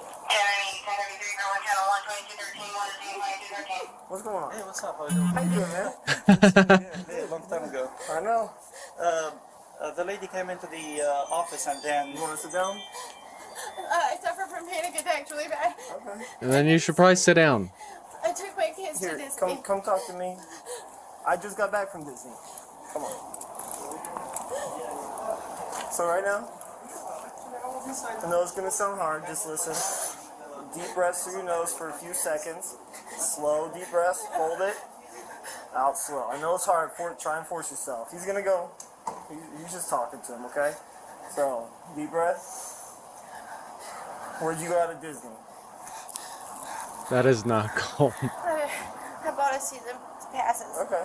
And I was bringing all the kids down to Disney for spring break. He's my oldest. He's 20. Okay. Oh, he's 20, so he's a full-grown adult. Okay. Jesus. He does have anxiety, and he has a medical card. Okay. But We're not worried about George right now. We're worried about what's going on here. All he's done is bitch and complain and tell me that he hopes I fucking die and hopes I die and get a fucking Seems car nice. crash and all this other crap. She takes her adult male son, along with a bunch of other kids, with her season passes to Disney World, and this is, or Disneyland, and this, no, Disney World, because it's Florida. This is how he repays her. Nice kid. I was trying to get home tonight. I have night ones. Me and my son, me and my Yeah, calming her down, Lewis. Yeah, very good. accident in Tallahassee in September. Sorry to hear that. And I thought I could drive home, but I couldn't. And so I had to pull over. And then he got into driver's, and he would not. I kept panicking, and I had to get out of the car. He would not. He was bound and determined to keep going. Okay. Finally, we made him get out off here, where I don't even know where I'm at.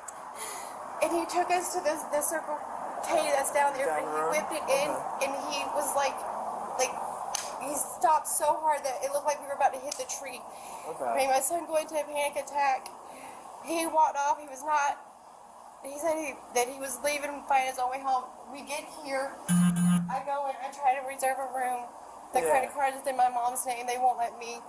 I try to use the ATM. Their ATM's down. I get in the car and I tell him that this trip has been absolutely fucking miserable because of him. And he puts his That's so unfortunate that one and goes like this. Well, person can just ruin a whole trip. yeah, like right here. Okay. My son has had enough, so he turned around and said, "Don't fucking touch my mom." And so they started fighting, and I can't take it anymore. Okay. My nerves are shot. I've got.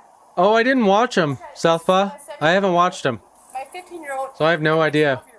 Okay. What won Best Picture? With my 12-year-old in the middle, and I was afraid that he was going to hit. That's why, when they were doing that, afraid that it was going to actually hit my child. That's why I was like, call the cops. I'm done. I can't do it anymore. Okay. With him and your son getting in an altercation. Yeah, I did not watch them. What happened? He was there? protecting me. He was tired of him the way he was talking to When me. he put his hand on you. Well, he didn't put his hand on me. He reached around and did like this, but it touched my hand, and so, or not my hand, but my neck. And so, of course, my other son Oh yeah, the pit's very good. had enough. One battle after another. This I is never my even heard of shy, that. quiet kid that doesn't ever do anything, and he finally stuck up for me. Minoso.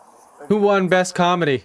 Sorry, this officer Minoso is gonna be his case. I'm gonna try and talk to your son and calm him down a little bit, okay? What's his name?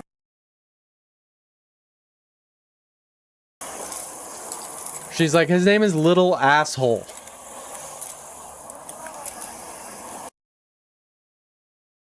Of course he's screaming already. My fucking chest hurts so much. Okay. You need EMS? Oh, I see my fucking inhaler. My chest is on. Where's it at? It's in my mom's purse, I think. Okay. You want an ambulance? Oh, man, I'm good. Okay. So it's obviously not that bad. Oh, there's no category? Oh. Dude was choking me in the back of my fucking neck. That was me. I was holding your back That shit down. hurt, dude. You put like right here in the damn middle. Okay. That shit hurt, man. You don't gotta slam. I wasn't resisting yet. That's what I'm saying. You were absolutely resisting. Pulling away from an officer counts as resisting. Well, y'all pulled up and ran up on me. I'm not trying to get aggressive. I'm just trying to catch my breath. What I'm saying is y'all pulled up on me, running up on me. So I was like, okay. And take some deep breaths, you probably catch your breath. Okay, can I talk though? Are y'all gonna listen to me or y'all just wanna shut me out? We're probably gonna listen to you. I'm not working the case. It's gonna be Officer Mendoza. He'll come and talk to you afterwards. Alright, but more than likely you're gonna be under arrest for resisting. What? Are you serious, dude? I was putting my damn back. Yep, welcome to Florida. Yes, sir, I am very serious. That is crazy. Should have just What the fuck? enjoyed your time here. You're walking away from an officer trying to get into a vehicle. When he grabs you, you pull away from him. Okay, can I explain to you, please? I'm not talking to you because I feel safe with you. I'm not the person to explain it to. It's not my decision. Okay, but can I at least explain something to you so I feel safe from my personal? Do you want me to check for your inhaler? God, look at his eyes. Okay. What I want to talk to you about is, look, man. From my standpoint, I threw the keys before I even pulled up. You can ask my mom, ask her. I gave my mama the keys. I threw them at the bottom of the thing, and I was going.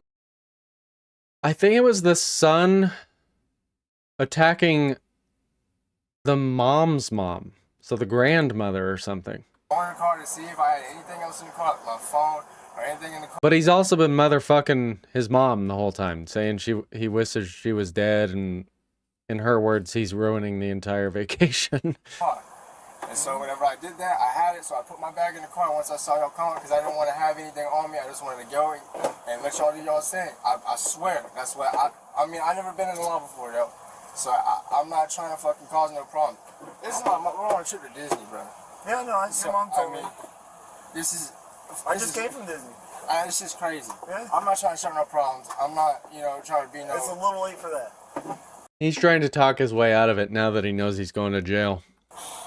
Well, that's not the whole thing. I was putting my bag in the car, and then the dude, whatever his name is, the blacker cop, the darker cop, came up and grabbed me, and as I already put my bag in the car, so I was going to let him get me. But yeah, then that's when y'all threw me to the fucking ground, and that's when I started going crazy. Drug use, you think? Yeah, those eyes are pretty saw you walk into the car. intense. But she did say he had like a medical marijuana card, so I would suspect he smoked maybe. But those are some very wide eyes for marijuana use. As a family fighting, we're not gonna let someone get into a car, reach into a car to grab some unknown object. We don't know what you're doing. Yes, sir, I completely understand. So he grabbed you. At which point you started to pull and started to yell and cuss, and that constitutes resisting. Yes, sir, I completely understand. But from my point of view, I just didn't. I've never had somebody grab me like that, so I didn't know how to react. I don't. Yeah, very amped up. Hard, I can tell you that. I've seen him use force if needed. I know, yes, sir, but for me, I'm not used to anyone touching me like that, so I don't. Well, and plus, I have really bad anxiety. Unfortunately, you're more likely going to be under arrest tonight for resisting without, and I don't know anything else. Like I said, Officer Mendoza is going to be the one working the case. He's still going to figure out the rest. Yeah, buddy, you brought this on yourself. Can you try to see if my mom can come over here? Yeah, I'll blast. Thank you, man. I appreciate it. Yes, Jesus. She just said that like he's always telling her he wishes she was dead, but now he like wants her to come save him from this situation. Just so entitled.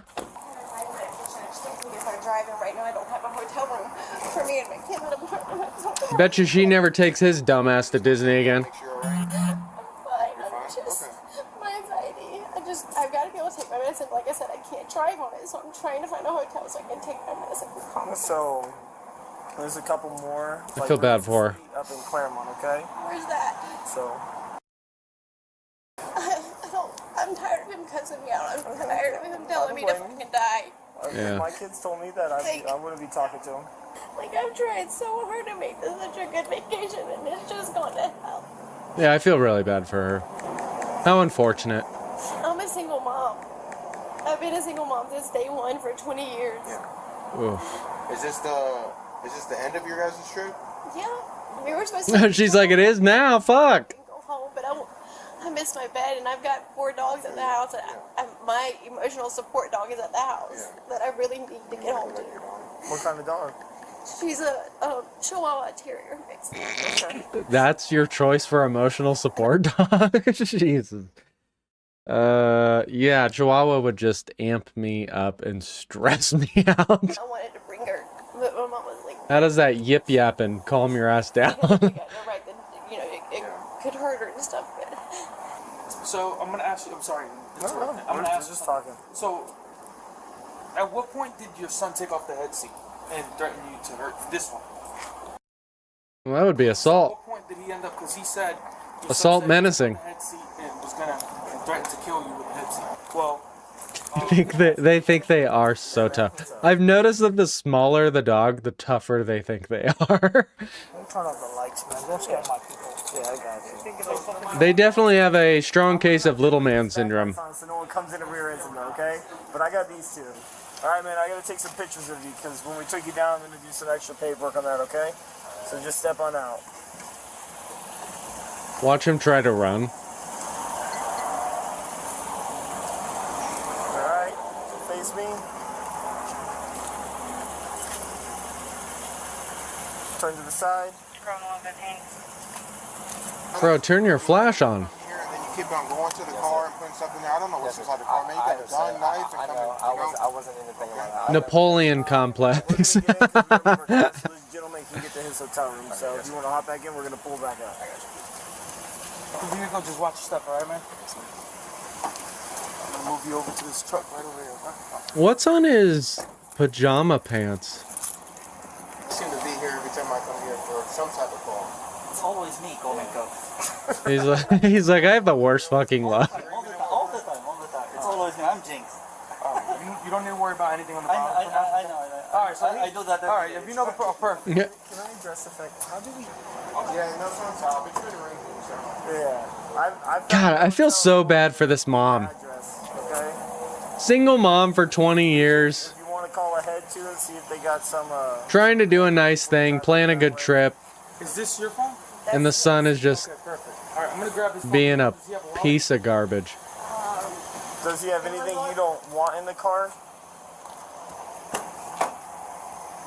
That belongs to him? I mean, that's his bag. I mean, all his stuff is in here. Like, All right, the clothes and stuff does not. Yeah. There's no narcotics. I know you said he had his medical card or something like that. He said that's his wax that he gets from the dispensary. Okay. I don't know. Damien, do you ever smoke wax? What's in it. Is it just wax or is there other stuff in it? I don't know. Where's it at? In that In here? bag. Yeah, I so don't know. this is what he was worried about putting in the car when Johnson was coming out. And we'll check and make sure it's just his medical marijuana.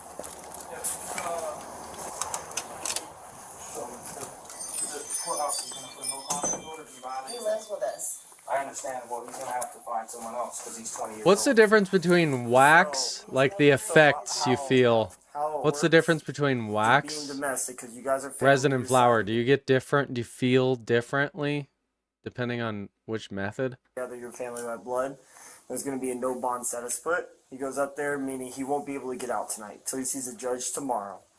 When the judge releases him, there's normally a no contact order put in place, meaning he's not allowed to be around. Usually, I knew it was more potent, but I just didn't know if it presented itself in different effects within your body. not allowed to communicate with you, have third-party communication of any sort, like tell, hey, grandma, can you tell mom this? That violates it. But so let me explain. I know it's a lot. And so basically, with that, if he violates it, he gets arrested again, puts back in jail on a no bond status, and it's another charge added to the domestic. So I know. So let me finish the explanation. The judge determines what is the no on the no contact order. He could say, hey, we're not going to do all this, or he could determine everything. It's all up to the judge. So, do you have enough money for a lawyer? Well, sorry. Does he have She's enough like, no, I just spent all my money on this fucking trip that my 20-year-old son just ruined. So he'll more than likely qualify for a public defender. I got so you. with that, he'll need to contact his public defender. and see what can happen with the no contact order and getting it lifted. So that's because go about it the right way. Don't go about it the wrong way. Because God forbid, let's say you guys say I'm gonna still talk with them, and you're in the car and get pulled over and you're all together. He's gonna get arrested. It'll show up. Yeah. Police don't fuck around with protection orders and no contact orders. Like, if you are ordered by the court to stay away and not contact someone, there is no leniency with that. And also for his court cases, he may not have to come back every time, but it's gonna be in Lake County unless the public defender can get 85% and up in good wax. But it's more Holy likely shit! to be done in Lake County because that's where the incident occurred. So if he has to come to court, it's probably I gotcha. at the courthouse in Tavares, Lake County. I know it's a lot. We all live with my mom. I understand, and so this has nothing to do with us. We have to follow this. This is the procedure. No bond schedule for domestic is every time. That's done. The no contact order, that's determined by the judge. We have no control over that. Can I ask you this? Yes, ma'am. Would my brother be allowed to get him? Or is Yeah, it still considered no? Yeah, no. It's only the victim. So it would be you and him. So your brother could get him and do that. Okay. She's like, what a disaster. Yeah, like I said, he has asthma. What's going on? So the jail. Can I give y'all his inhaler and a breathing machine or anything? Does it have his name on the medication? Yes, it does. No, because the box is at the house. So no, but the jail has nurses there 24/7 as well. So they have nurses on staff. It does take a while. Can you just So they have medication and stuff on hand, and if anything arises, Waterman Hospital is right across the street. So if it doesn't have his name on the medication, we can't take it. How long he's going to be staying? At least overnight. Yeah, that'll be determined by the judge. How would he be able to contact me to tell me that he's out? He won't be able to. Pearson, and then you could put. Well, he gets phone back too.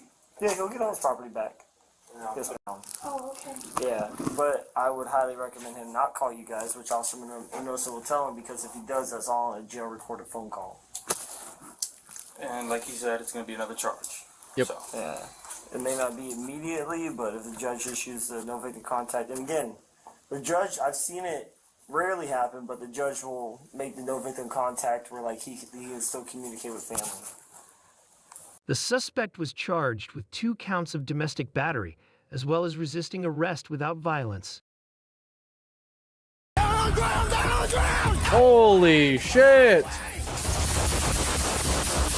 December 21st, My God!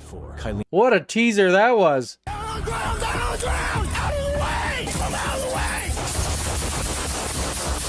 December 21st, 2024, Kylene, Texas. An insanely reckless chase ends with officers fatally shooting the suspect after he drives his truck into a mall. Is the volume too loud? Volume good? The chase began after the suspect evaded a traffic stop on the I-35 and drove into the mall's parking lot after exiting. So I got my yellow markers on. Moving to the middle lane now. Yeah, I got eyes on you. He's No blood? Alright. Middle lane, about 30 yards from the bridge. Thank you. Trying to keep traffic off him. I just need you to stop. I'm coming across clearly over the video. Yes, sir. Sorry about that. Still rolling middle lane. Just freeze where you are. Approaching Salotsky. He's jumping all the way to the right lane. Right lane. Alright, good. Thank you. If you can start moving over, passing the Mexican grill. Good copy. Right there, approaching you.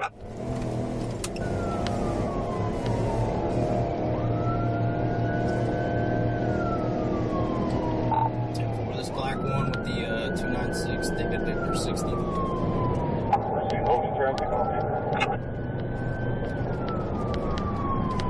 So I missed it. What was he doing? Like, what's the reason for the stop? Oh, are they just pitting him right off the bat? Hell yeah. That's a heavy vehicle to pit.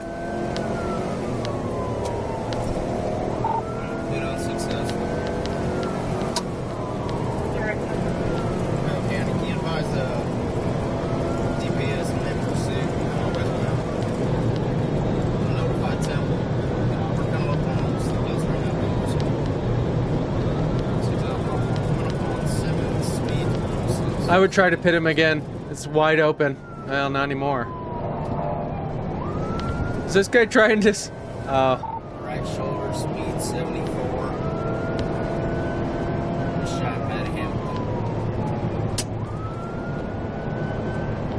right hand, 74, shoulder rest.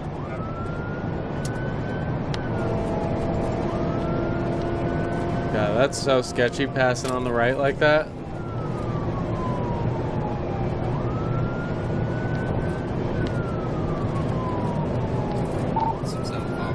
Still on the right hand shoulder, picking it up, speed 90.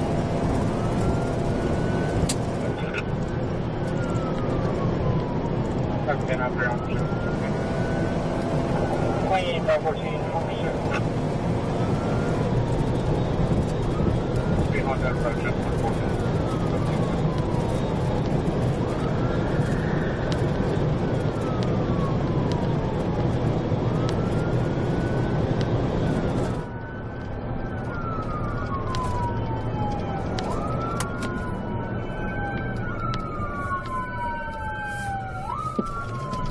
Did he just...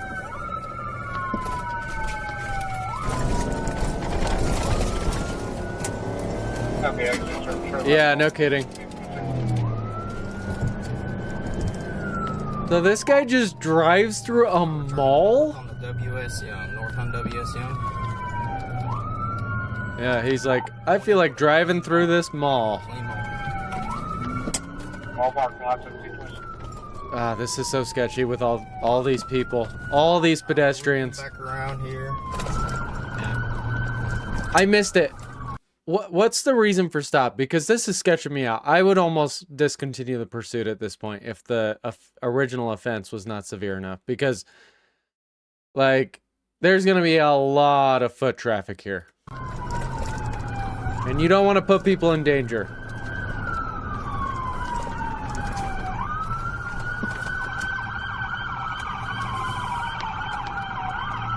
Is he gonna drive through the J.C. Penney? After leading officers through the parking lot, he turns into the doors of J.C. Penney, hitting 14 people as he drives through the mall. Oh my God. Foot. Get out of the way, get out of the way, get out of the way, get out of the way. 20 quick rotates. Holy shit. Yeah, you don't also drive into the vehicle. Like, he's making the right move by getting out on foot. Oh my God. Oh my God. Down, out of the way! Out of the way! Move out of the way! Well, that's felony property damage. Officers fire nearly 60 rounds. They are totally justified in firing their weapon after he ran over those people. At the suspect, fatally injuring him before he can drive to more crowded areas in the mall. Yeah, you gotta end this guy's life. Holy shit. And just pray to God you don't hit any civilians. Oh my God. This is so sketchy.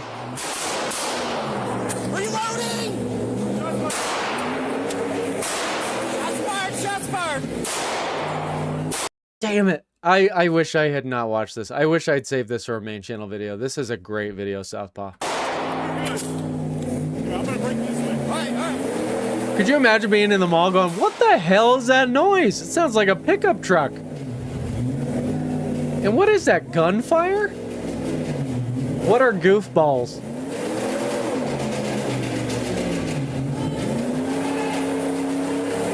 I think he's dying right now, honestly. I think that's why he's flooring it. I think his foot came to rest on the gas. God, imagine the smell.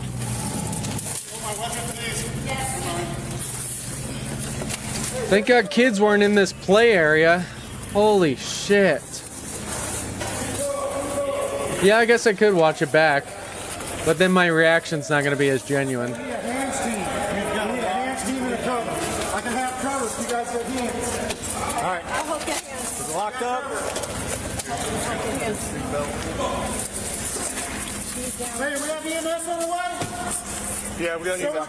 We need EMS. We got a lot of EMS coming.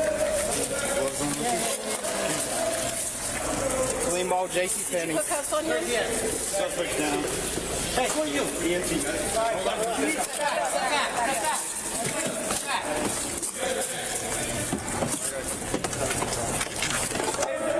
Old-timey slang for any kind of narcotic? Oh.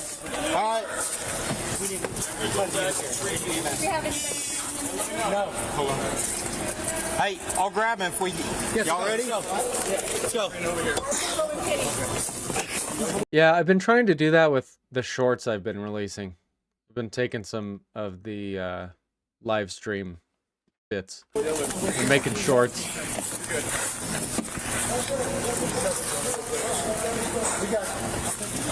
I think we can come around from the other side. Hey, can we get just one on the other side of the truck? What we got? No, here, let me pull this up for you. I don't know about the choice to continue the pursuit in that mall parking lot. Kind of don't agree with it. There you go.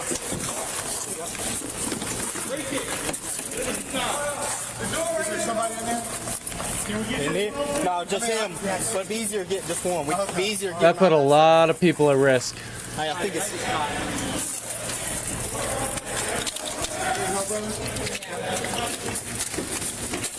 Oh, Kimmy, it's a lot of work. It is a lot of work, but doing my best. Trying to release good shit that people want to watch. Hey, let's take him out the other door.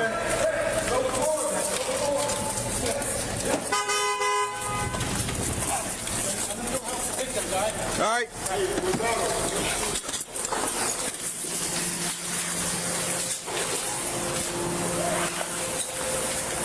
My God. I don't have anything other than tourniquet on me.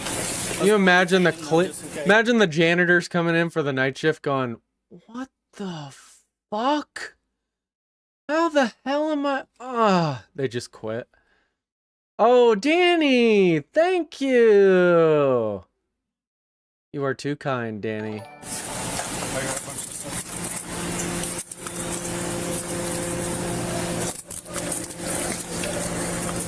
Also, I see you figured it out.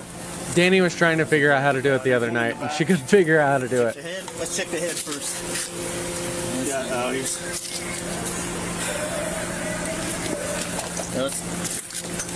Thank you, Danny. That one right there. Yeah. One right there. I'll match it. Cross your fingers, Damien.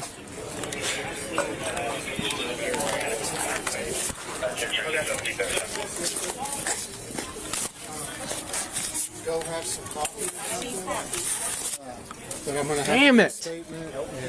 Damien, you have the worst luck.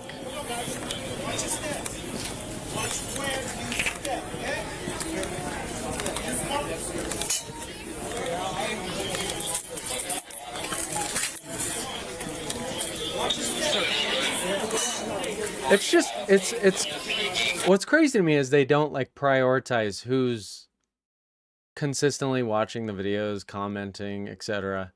Like, you'd think they would prioritize the top viewers first. Hey, where's suspect? Back there on the right. Kimmy, thank you. Hey, he's gonna run around. You guys are too kind. Thank you, Kimmy. I appreciate it.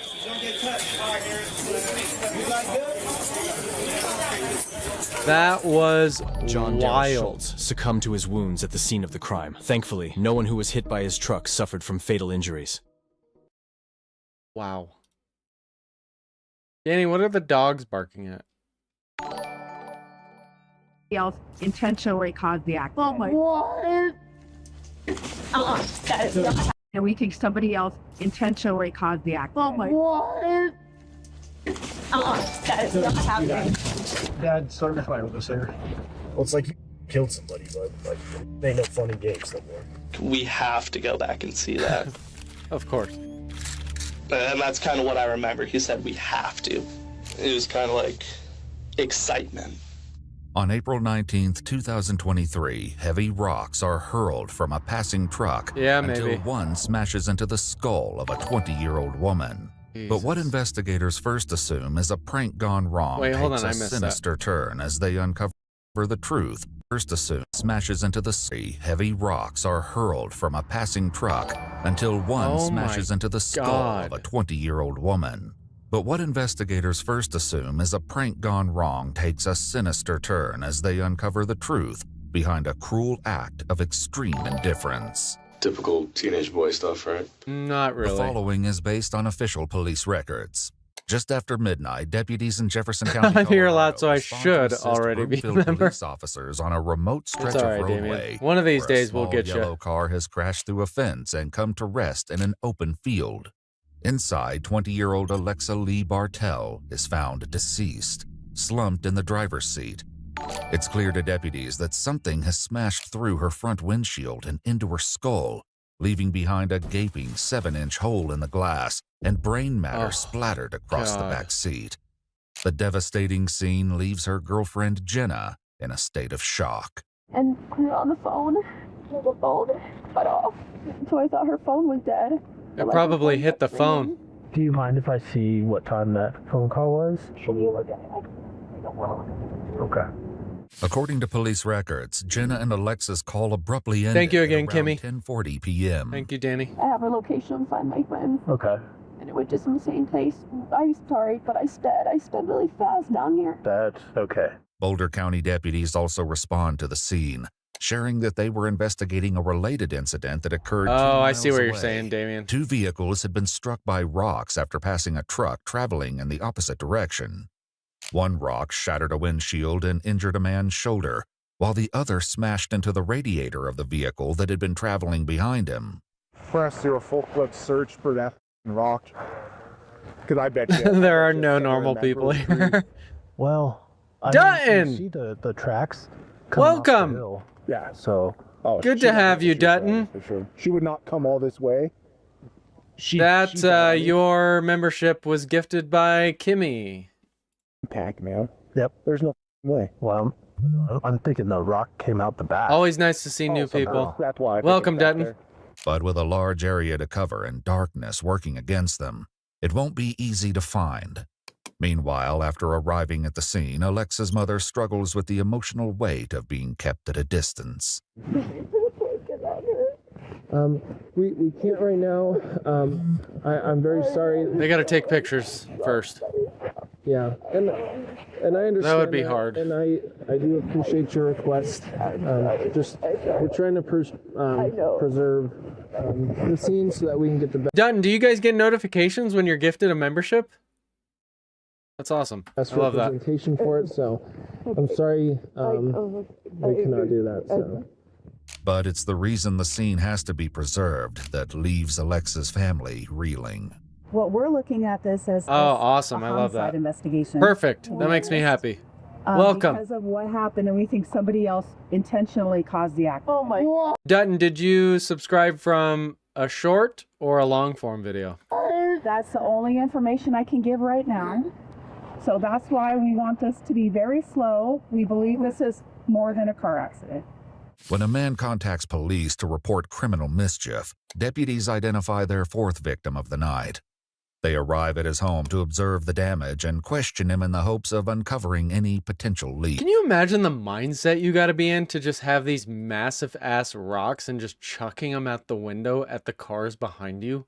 It's Did you know what hit you? No. Fucking ridiculous. No, I pulled over right away. And Turkey! There was a car behind me, and they came How's your up day, beside Turk? me. I was like, did you see what happened? And there was 2 cars that flew by northbound when this happened. I mean, it hit just right. It shattered both the windows. Yeah. That definitely could have been unfortunate had you had passengers for sure. Yeah. Oh, the neighbor from hell? Flew all the way into the Mr. Slipknot? the other side of the car. Deputies document the damage, photographing the shattered glass shards and what appears to be What age do you developmentally understand consequences? I mean, it's got to be at least like 12, right? I think it's 12. the point of impact. Yeah, it was like a shotgun went off in my car. I was like, holy cow. Yeah. Scared to look at it. Well, and to shatter both windows, thinking it would have had to be something bigger at least.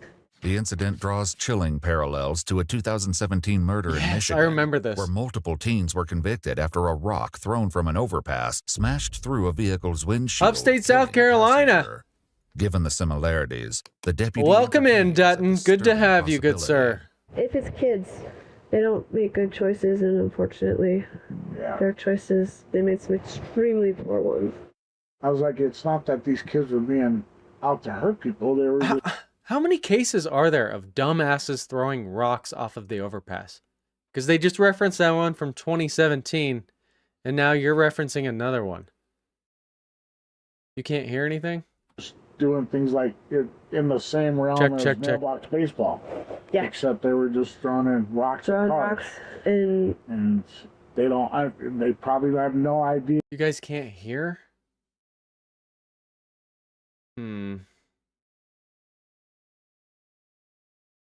Like you can't hear me, or you can't hear the video? Yeah. What kind of damage ended up coming of it? Absolutely. But investigators would later learn the truth is far worse and look back on this assumption with sickening clarity. The following morning, deputies find what they describe as a fist-sized rock near the shoulder of the roadway where Alexa's car veered into the field, as well as blood and biological matter in the street. As news of the incident spreads, more victims of the rock-throwing spree begin to emerge, including a young college student named Lux, who shares photographs of the injury she sustained to her neck when a rock came crashing through her windshield. That's the deepest cut. It was still weeping a little. Just try refreshing.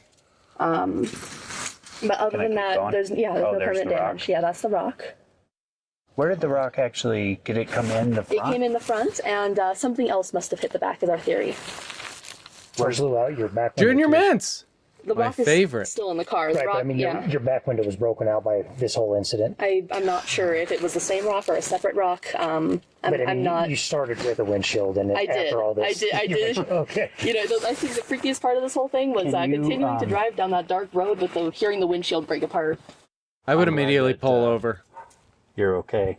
Yeah, I'm glad I'm okay too. It was pretty scary. We reasoned that if Can someone tell Southpaw to refresh YouTube? that had hit me in the head, I probably would have died. Well, that's what happened to the other girl. Just like Alexa's car, the rear windshield of Lux's Acura has been completely shattered. Do you think that it might have gone through and hit the back and bounced back in? Possibly, but the indentation on this middle seat here would suggest otherwise. Yeah. Jesus. Odd. That's what makes me say if that had hit me in the head. Imagine the velocity and the speed of that rock coming in that windshield and the sound. It would be so loud. And to have it make that indentation on the center seat in the back, holy shit. Yeah, I wouldn't have made it. Yeah. Because a 3-inch indentation like that in my skull, if I hadn't been killed on impact, I would have lost control of the vehicle. Yeah, Things 100%. take a turn when another victim comes forward, this time with dash cam video. He brings up the footage on his laptop, sharing it with the investigator. So my wife and I are driving. Here's the pickup. This is at the bottom of the hill on Elkhire. Van Arsdale is right there. You hear that? There's an image that's the cleanest pretty good, I yeah. come up with. And the headlights and the chrome makes me Wait. So they were passing vehicles and throwing these fucking rocks at them? Oh my God. think that that's a Ford pickup. On April 24th, the Jefferson County Sheriff's Office posts to Facebook asking the public to contact them with any information that can help them solve the murder of 20-year-old Alexa Bartell. The This is following in Denver? day, they receive a tip from a teenager named JB that changes everything. So Wednesday, 100% kid named Hannah. Joe, he used to work here. We hung out for a little bit. Yeah, if these are teenagers, which the title says so, these fuckers are going to go brag about what they did. Guarantee you. Someone's going to talk. And we go to the Walmart in... Teenagers love to yap. Where is it? It's by Westy there. It was Joe, God, what is his name? Mitch, and some other kid named Zach. And they're grabbing like a load of rocks. Like, I don't know, the rocks they have outside of Walmart there. They're loading them in the truck. And at that point, I was like, all right, like, take me home. I'm not, like, involved in whatever the y'all are about to do. But I get home, and then come to find out, I'm driving to work the next day, and Indiana's closed. Like, what the is that? And then come to find out, this lady's dead, 20 years old. Additionally, he claims the truck they were driving that night is dark in color, similar to the one seen in the dashcam footage. Investigators can't help but question why he didn't come forward sooner. I didn't Probably really a little think worried anything of it, because at that time, you guys were looking for a white pickup, so I was like, oh, maybe in the slightest there's somebody else doing dumb like that, I guess. With JB's help, the three teenagers are identified as 18-year-old Joseph Koenig, 18-year-old Nicholas Mitch Carroll Chick, and 18-year-old What a Zachary name. Kwok. According to police records, Mitch's mother owns a Are black these all truck. just like birds? They named after birds? Carol Chick and Zachary Kwok. Zachary Kwok. Jesus. According to police records, Mitch's mother owns a black truck. Its license plate was captured on cameras in the area during the time of the attacks. Under cover of night, deputies launch a coordinated operation, converging on each of the three teens' locations. I can hear it ringing. I can't wait for their reaction. Sheriff's office, yes. We're looking for Mitch, Nick. Yeah, what can I do for you? Are you go by Mitch or Nick? That's me. We'd like to have a conversation with you. Can I ask what this is about? Yeah. He's freaking out. Explain what might have gone on the past week. Nothing important. Okay. Well, okay. Someone's dead, so. Did you go out last Wednesday with your friends? I mean, we were out. What are these body-worn cameras formatted for short-form content? For a bit, but okay. You know, we were hanging out at my place and I dropped them off. Okay. Well, who you're hanging out with? I was with my buddies, Joe and Zach. This lady's like, can I retire, please? My God, my back hurts. 18-year-old Mitch agrees to come to the station for a longer conversation in what will prove to be the smoothest encounter with any of the three teens. Deputies follow him inside as he grabs his jacket and shoes, leaving his parents stunned and confused. Yeah, I bet. Once they learn their son is under investigation, they voluntarily hand over the keys to their truck. Good parents. Well, there's a ton going on in my head right now. Obviously, there's concern, worry. Absolutely. I hope to God that this goes nowhere. I think that's a normal reaction. Absolutely. I don't know.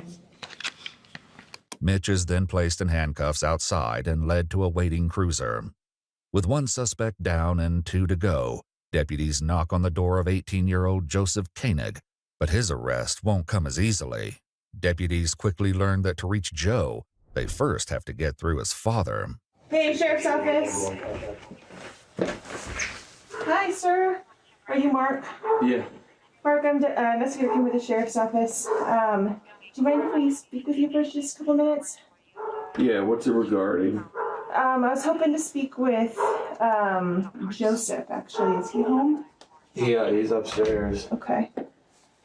We do need to talk to I bet you Joseph heard that door knock at 11 p.m. and started shitting bricks. him tonight. Can we grab him? None of them own a hairbrush, What's it yeah. regarding? It's regarding an incident that we're investigating. What's that incident?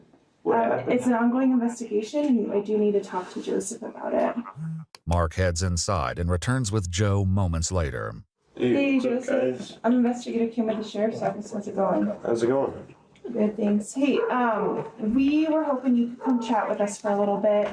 We have some questions for you regarding an incident that we're investigating. Yeah, sure. I'm gonna talk. Sounds good. Do you have, like, ID on you, a phone, stuff like that, whatever you need? I can go grab my wallet upstairs. Okay. While Joe goes back inside for his wallet, Mark gets clarification on where they plan to take his son. After a long, tense silence, Mark abruptly turns into the house and shuts the door behind him. I should not have let you go back in. I'm so stupid. What's that? They're gonna have to do a search warrant now. He's not the third kid. He's on his buddy. He put his phone in his phone. I can't imagine, like, as a parent, if my son or daughter fucked up this badly that the police are knocking on my door at 11 p.m. I can't imagine not cooperating. That blows my mind. Okay. And this is why all these kids in all these videos start screaming for mommy and daddy. He's talking to his dad. Mark returns to the porch with a new plan, but when the deputies reject it, the encounter takes a shocking turn. I'm thinking it might be better. I mean, you guys tell me, but I'd rather just get an appointment and bring him down tomorrow. We do need to talk to him tonight. It's imperative. Are you gonna arrest him or something? I mean, how are you gonna physically coerce him to go down there? What? Well, I do need to talk to him right now. Okay. Well, then at And least, I'm just saying then no. do me a favor, at least have him come out here and talk to me right here. Okay? No, I don't think so. If you want to talk to him, we can do it tomorrow. Or we can make an appointment. I do need to talk to him right now. It's imperative. They have enough probable cause to affect this arrest right now. At least let him make that And if he gets in the way of that, he can go to jail for obstruction. decision for me. Okay. Then I'm going to have you step out here. We're going to hold this house. So go ahead and step out here. Yeah, they're going to have to do a search warrant. We need to hold the house. Take him. Yep. Starting to fight with us here. Sir, my name's Sergeant Payne. What a dumbass. Okay, we're done. And you wonder why your son's throwing rocks from fucking vehicles. You go to jail for obstruction. Yeah, hey, I'll make sure that car's good. Dumbass. Nope, too late. You lost. Joe and his father are each taken away in handcuffs. Any warning text Joe may have sent is already too late for his friend Mitch. As for 18-year-old Zach, it isn't until several hours later that they arrive at his house, hopeful he has not already been tipped off to their Betcha operation. he has. The ring cam up on your right and there and that one. We got that one up there too. Right behind you. Open the door. This is sketchy with all those windows. My God, that is a big door. Hey. These kids were throwing big-ass rocks, like massive, double-sized potato rocks at oncoming vehicles on a dark highway at night and killed a 20-year-old girl and caused felony amount of damage to the other vehicles. Stand right here for me, okay? We'll explain it. We need to speak with him. And the last kid's dad, of course, went into protective mode and started pulling away from the police, saying they weren't taking his son. Okay? So now dad and son are An arrested. investigation going on where he's involved. We need to speak with him, okay? So he's going to be coming with us. Do you have a phone inside? with you? Do you have a phone inside? Can he grab it for you? And a shirt for you? And a shirt for you? Just wait here. Wait. Coming with you, why? Yeah, he's coming with us. He's a subject in an investigation. He's going with us to headquarters to be interviewed. For what? You know for what? We need shoes for him, shirt for him, and we need phone for him, please. So he can contact you and do all that stuff. Stay here. I love how they all grew up in cushy-ass houses. And people wonder why these kids are so entitled. Not that growing up in a nice area is fine, but the parents just going into overprotection mode, my children can do no wrong. That's the problem. That's where they instill the entitlement within them. Dude, let's stand here. He's going to stay right here with me. Okay? Sir, I understand. He's going to stay right here. Authorizing this. What's that? You have paperwork authorizing this? This is we the have an ongoing shortest person I have ever seen on a police department force. Investigation. He's coming with us. We have. that, but He's staying right here with us. I understand you have that, but when you She's come got to to be like someone's house, 5 you feet have- tall. Not always, no, because this is a fresh pursuit case. Okay, this is the one we've been working on for 6 solid days right now, and we haven't stopped. So this is an arrest that we're making on top of that investigation. It's an ongoing investigation. We need to talk to him down at headquarters. You know what So- it's gonna be about? Yes, you do. Go ahead and put your hands out of your pockets for me real quick. Do you have anything on you I need to know about? No. Okay, just keep them down at your side then for me. Zach's parents collect a shirt, hoodie, and pair of shoes for him to wear. Before deputies take him away, his father delivers a stern command. Listen to me. I don't know what this is about. You don't say a word to anybody. The only word you know is lawyer. Period. Sir. Period. Sir. Nothing. Lawyer. Sir. Thanks, sir.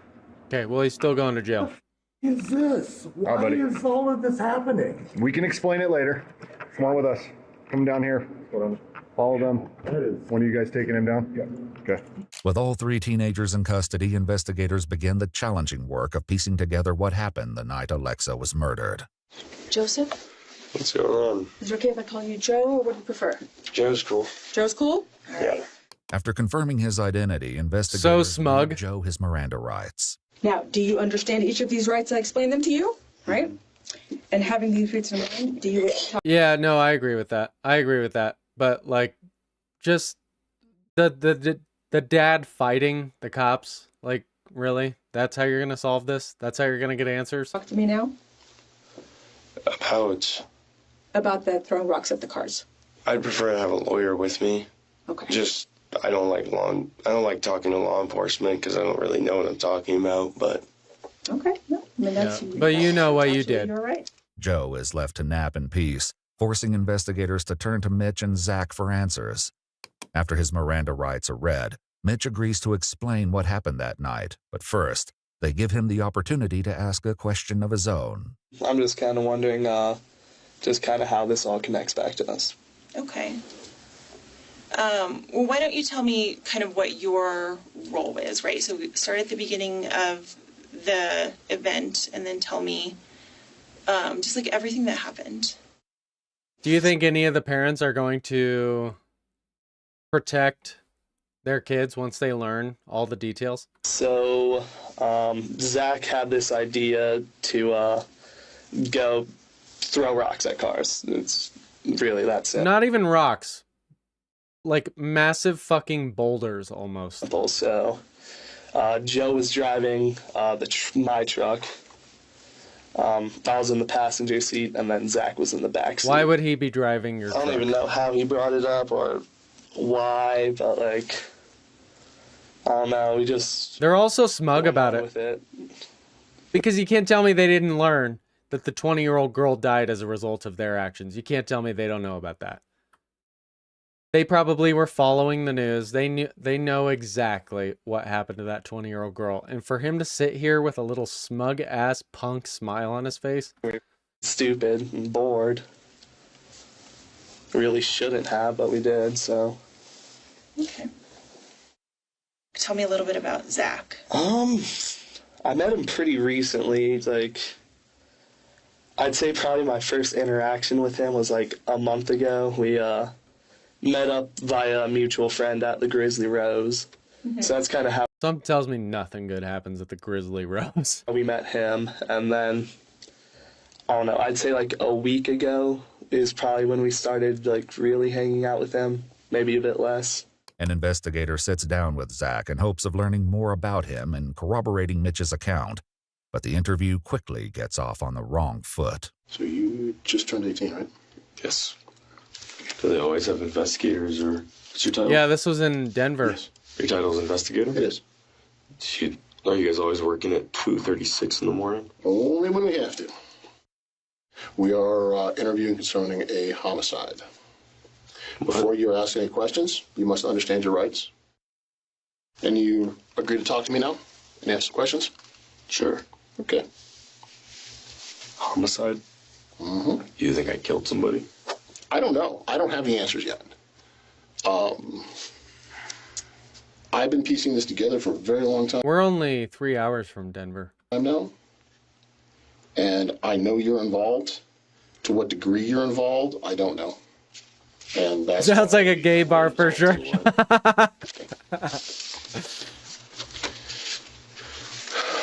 So let's start there. Like, Grizzly Rose. You get woken up at 2 o'clock in the morning. Is it really? Oh, you know it, Danny? Okay. All I know is there's a bunch of you guys outside my door waking up my dog.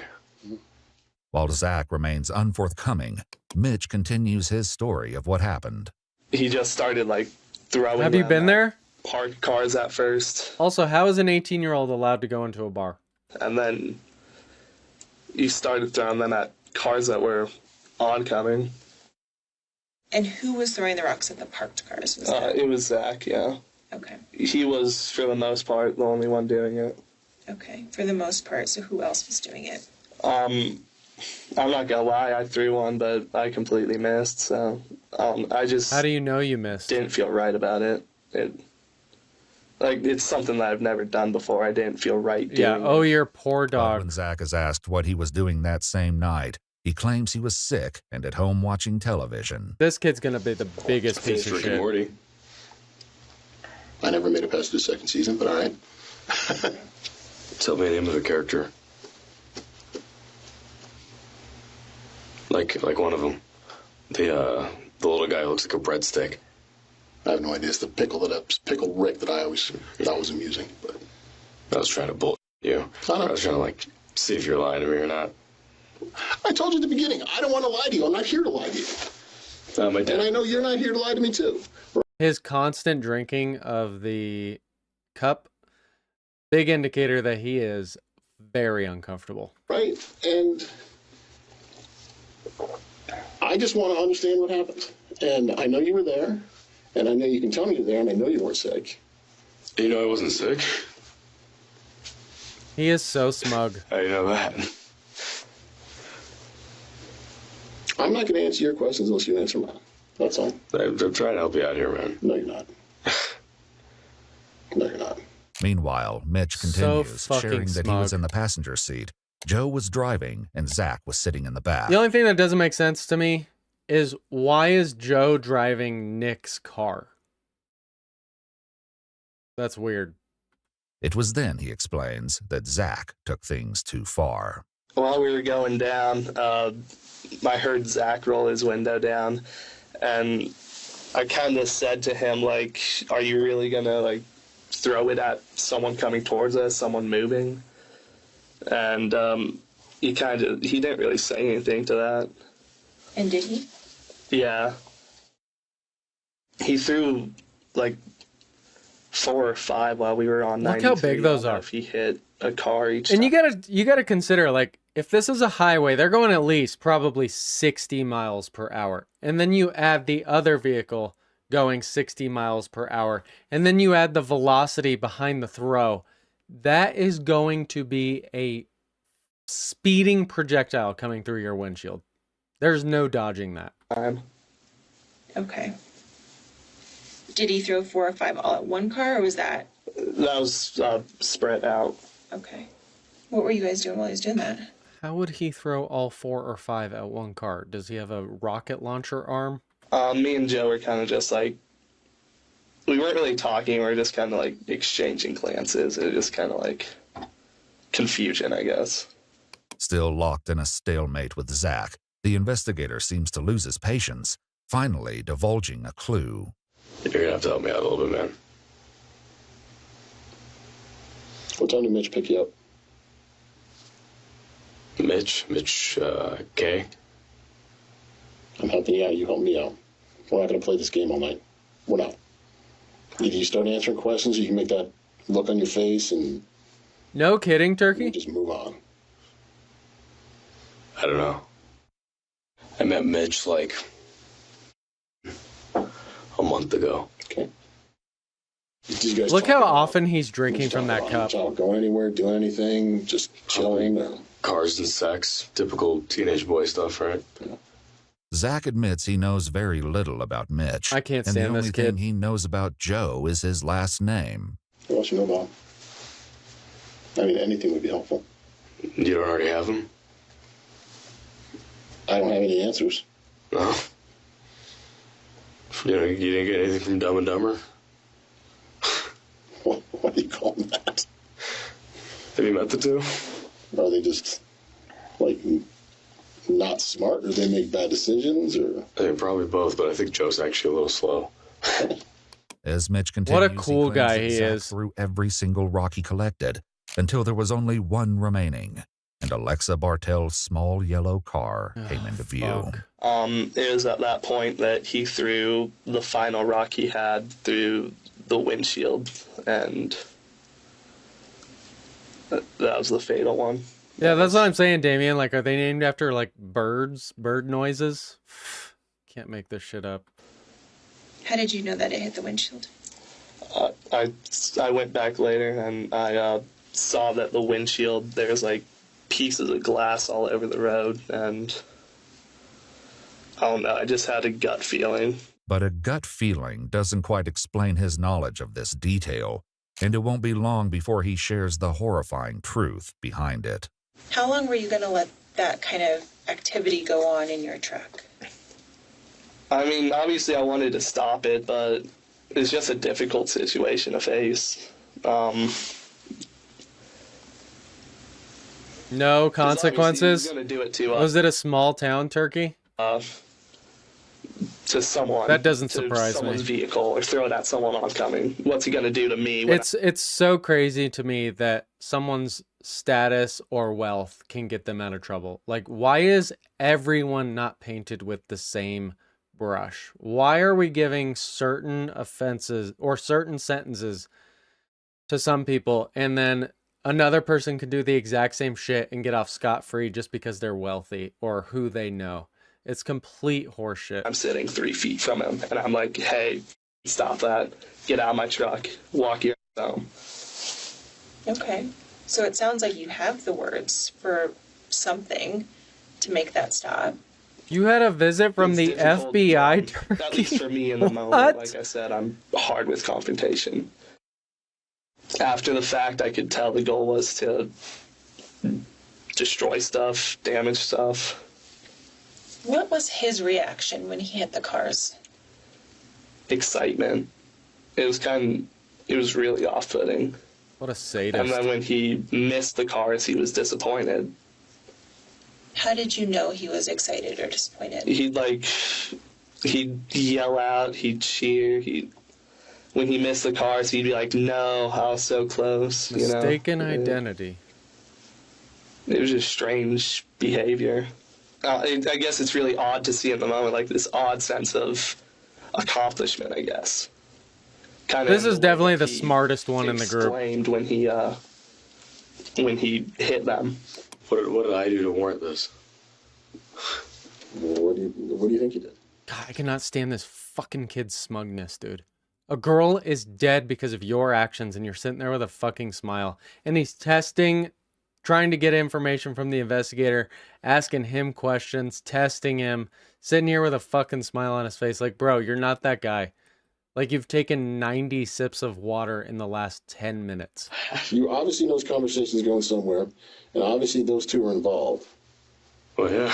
Right? And every time we start getting Here's in this another uncomfortable spot, you reach down to pick up that glass. Yep. Right there. So I need you to help yourself, help me. That's exactly right, understand what Turkey. happened that night. Hopefully the jury sees And I right know through you this don't. facade. And I know you have more than you're telling me.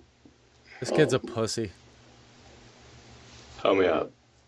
I am. I've been trying to help you. I And I need you to more help in me. there. Mitch explains that he and Joe met up later that night after they realized the last rock Zach threw from the moving truck had caused the Lexus car to go off the road. Yeah, they would have seen that I shit. met up with him after I got off of work, and we just kind of said that we're just going to cut off all communication with Zach. Was there any thought about speaking to law enforcement at that point? No. The thought ran across my mind, but I felt nervous. I felt like I was going to get roped in or thrown under the bus for what Zach did.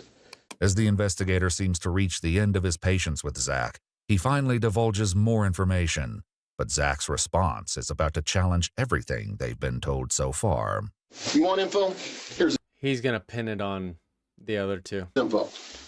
You've been implicated in throwing the rock that hit Alexa, Bartell in the head, and killed her. How? Give me something that's going to refute that.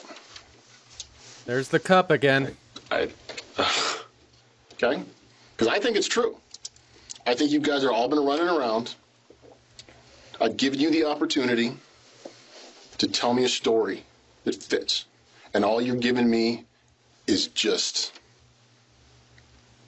nonsense, right? So here's the story. This is what I know. You're in the car. You're with Mitch. And you're with Joe. You picked up the rocks and you threw them out the window. You think I did all of it? That's what I'm being told. Now this is your opportunity to tell me otherwise. Being told by who? Who do you think? By Dick. Who would know that information? Come on. Let's be real. I didn't throw the rocks. Who did? The driver. Okay. When? Why? I would ask who was the driver, because it still doesn't make sense to me that Joe was driving Mitch's truck. Where and how? I don't know why, because they're idiots. Okay.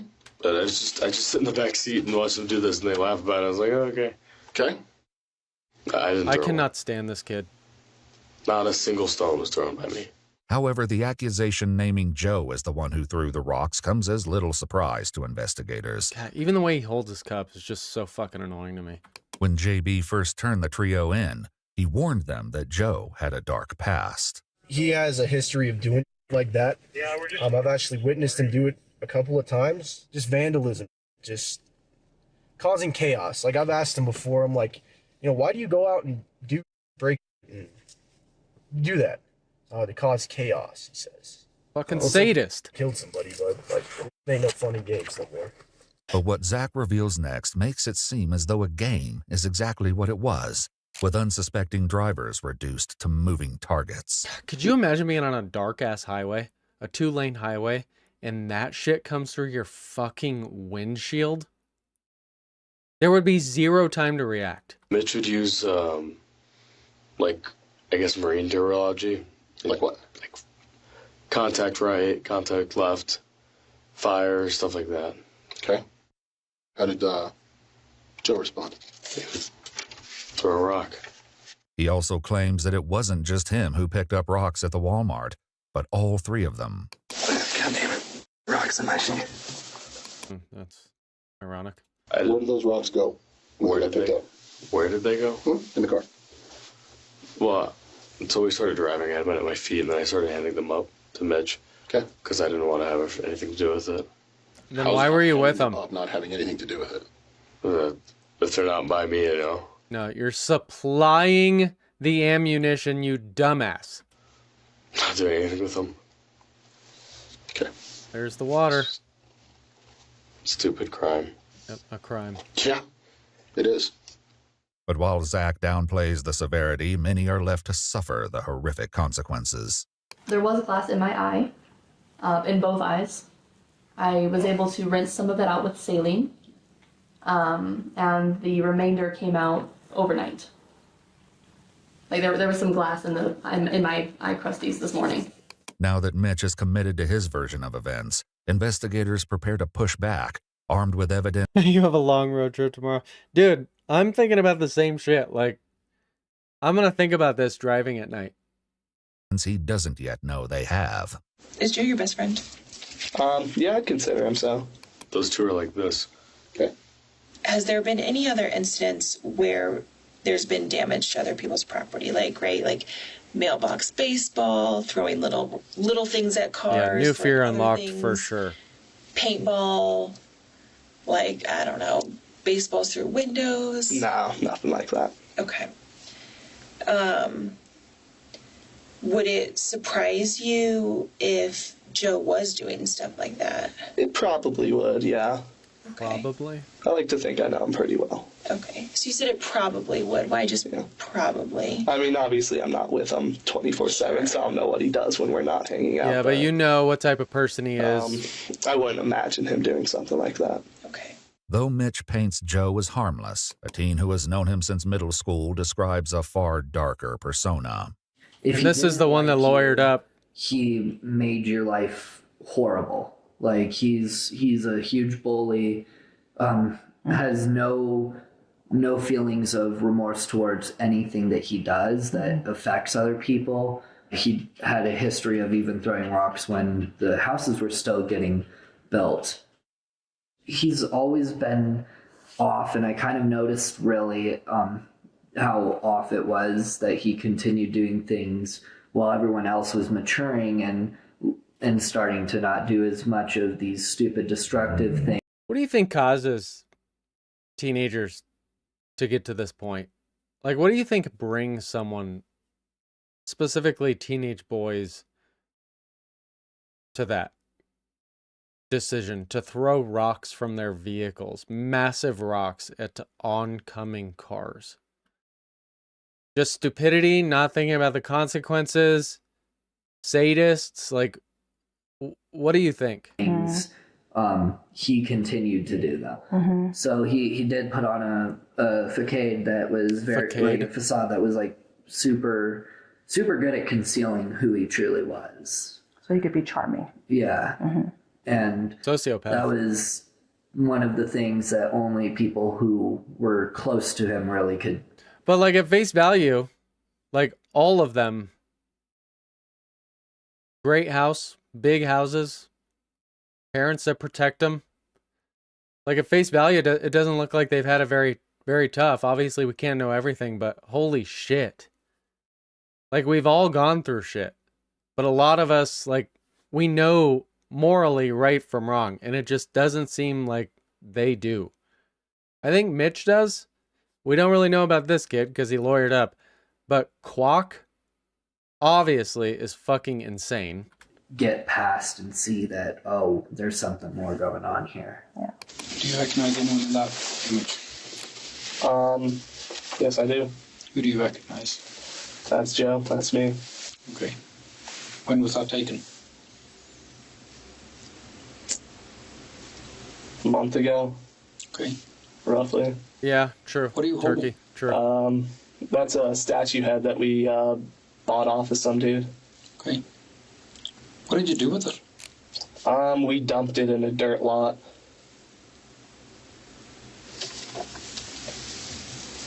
Danny, are you still in here?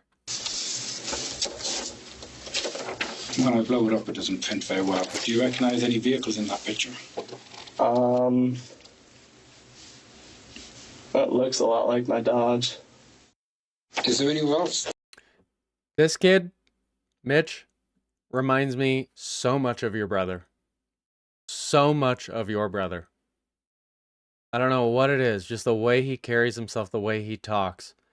It reminds me so much of him. That you got rid of that statue head?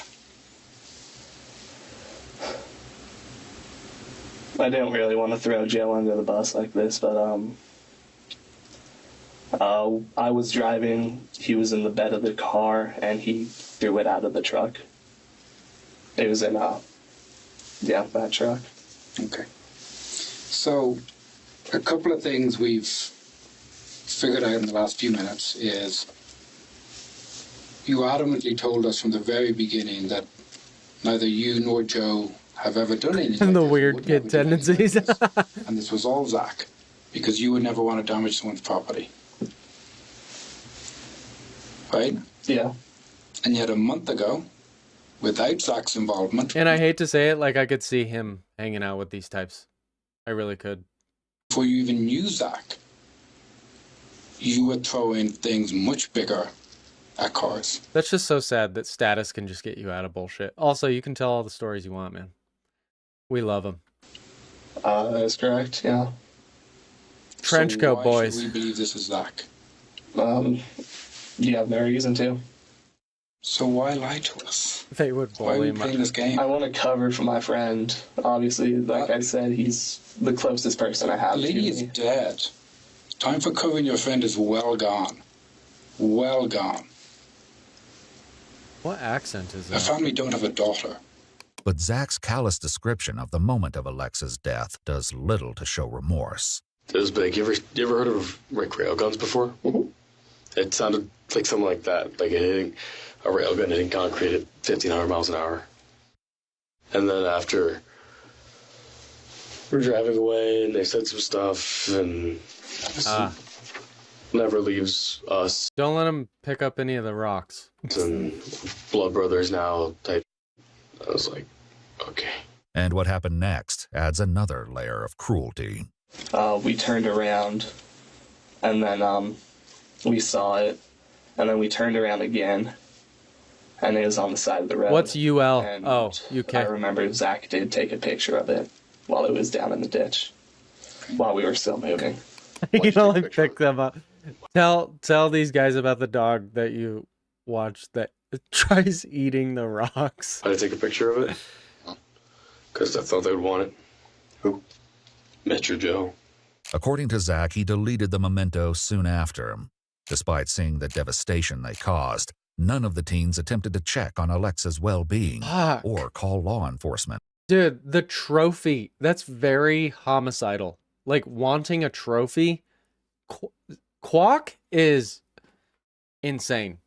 I have no doubt he's a mastermind. What were you doing when you went by that? Like for the first time, let's say. The first time, we were probably going closer to 80. Okay. And the Yeah, serial And then killer when we behavior. circled back, we were doing 60, and then we circled back again. We were doing 50, so Zach could take a photo. Okay. So the 80 was when you threw the rock. Look how fucking big that is. Oh my God. Yes. Okay. Mitch is given the chance to amend his account, but he stands firm that Zach threw the rock, which ultimately killed I the 100% believe Martel. that. I That story 100% will believe change, that. however, once he realizes he may be facing life behind bars. Oh, no What do you shit. think should happen from here? I'm not sure. I'm probably going to end up in jail. So you think you should go to jail? What I did was just damage property, but we took it a step too far, targeting people who were driving that night. I do feel guilty for it. Even though the rock that I didn't throw was the fatal one, Even though the rock that I didn't... Oh, okay, I understand. I encouraged throwing rocks throughout the night, so I do feel a hint of guilt for it. Zach is asked a similar question, but his answer shows little regard for the gravity of the situation. I was thinking through it, and I reckoned I'd get, like, at least a little bit of jail time, which my little can't do. Yeah, because you're a pussy. You know? It's just... That's why I didn't come to you guys. Fair. I can respect that, and that's the truth. Right. I don't feel like having dudes putting their in my for, eternity. It seems as though Mitch equally fails to fully grasp the consequences. So, what does this look like punishment-wise? Oh, punishment's so far down the road. Like, who knows? So... Like, by the time this goes to court, it's like a year later. Like, this isn't going to court anytime soon. I need to run this by you. I'm in the delayed entry program. Okay. Oh, you're So fucked, I'm dude. Training to be a Marine. Okay. I shipped to boot camp in July. Is this going to at all affect that? Yeah, 100%. 100% it will. You will not be going to boot camp in July. All right. After this, you're just going to drop me off and... No, you're going to jail. If you contact me, I have to respond within however much time. Oh, you're going to jail? I am going to jail tonight? Yeah. So, how long? Just for the night? Or how long? No. This question and the answer that soon follows will push Mitch toward a critical decision about his own future. For now, Zach makes one final plea to detectives. Oh, now he wants to make pleas after he's been a fucking degenerate this whole time? Right back with you, all right? I want to make it very clear that I did not kill that girl. I did not throw that rock. I don't know what they told you. I don't know what you think happened. I did not throw that rock. Okay. This is gonna be hard. This is a lot of he said, she said. I'm really hoping they show the interview with the other kid. As we're talking, and we were talking about Alexa, I heard a lot about you being worried about getting blamed, being in trouble, right? I didn't hear a single word about being worried about her. Yeah.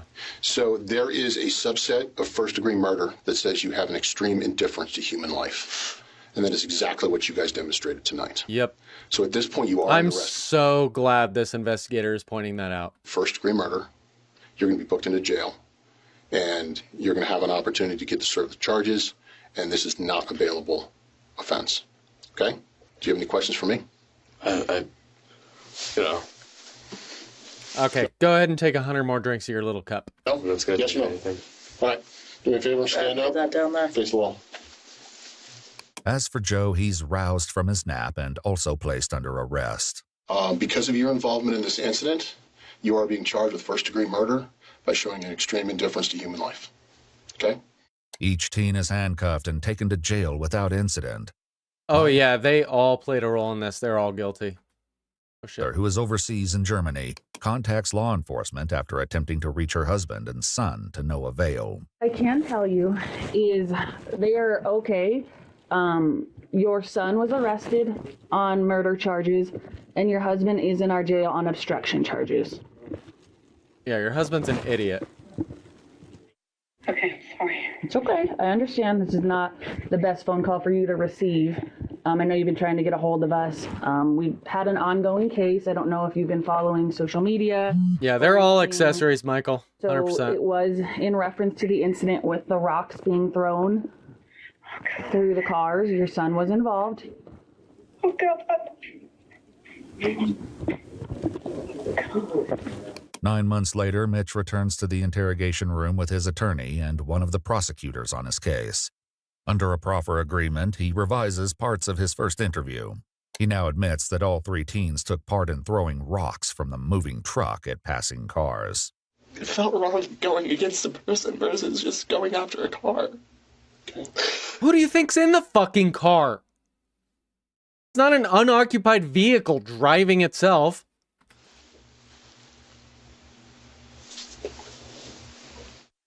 So you understood that there were consequences of a person being impacted. I would have stayed in Germany and divorced the husband right there. Yeah, now we see remorse. Yep. Because I bet jail has been a little hard on this little guy. I understood there were consequences about everything, but a person getting hurt isn't something that you can repair. Right. But he still refuses to change one key part of the story. The prosecutor reads aloud communication they received from his attorneys. Mr. Karolczyk was not honest in his interview about who threw the rock that killed Alexa. In his interview, he stated it was Mr. Kwok who threw the rock. Mr. Kwok states in his interview that it was Mr. Koenig that threw the rock. Mr. Karolczyk was trying to protect Mr. Koenig for reasons that we will be able to explain. But Mr. Karolczyk has been very clear with us, meaning your attorneys, from the beginning that it was Mr. Koenig who threw the rock that caused the death of Alexa. I said at the point when I still think you charge them. I don't know. was arrested, there was a hole in my memory. No, there Because when you wasn't. go through something traumatic, you try to block it out. I had 9 months to think about that day. I feel no remorse for this kid. 9 months. And I can tell you with confidence that I do believe it was Zach. Mitch explains that once the news came out about Alexa's death, he and Joe met up in person to... Who do you guys think it was? I mean, they're all culpable at this point, but who do you think it was? Who threw the rock? I mean, all of them throwing the rocks shows a blatant disregard for human life, which is why they should all be charged. I think it was Kwok. Get their story straight. Joe was talking about how he had done research on prior cases where rocks had been thrown at moving vehicles.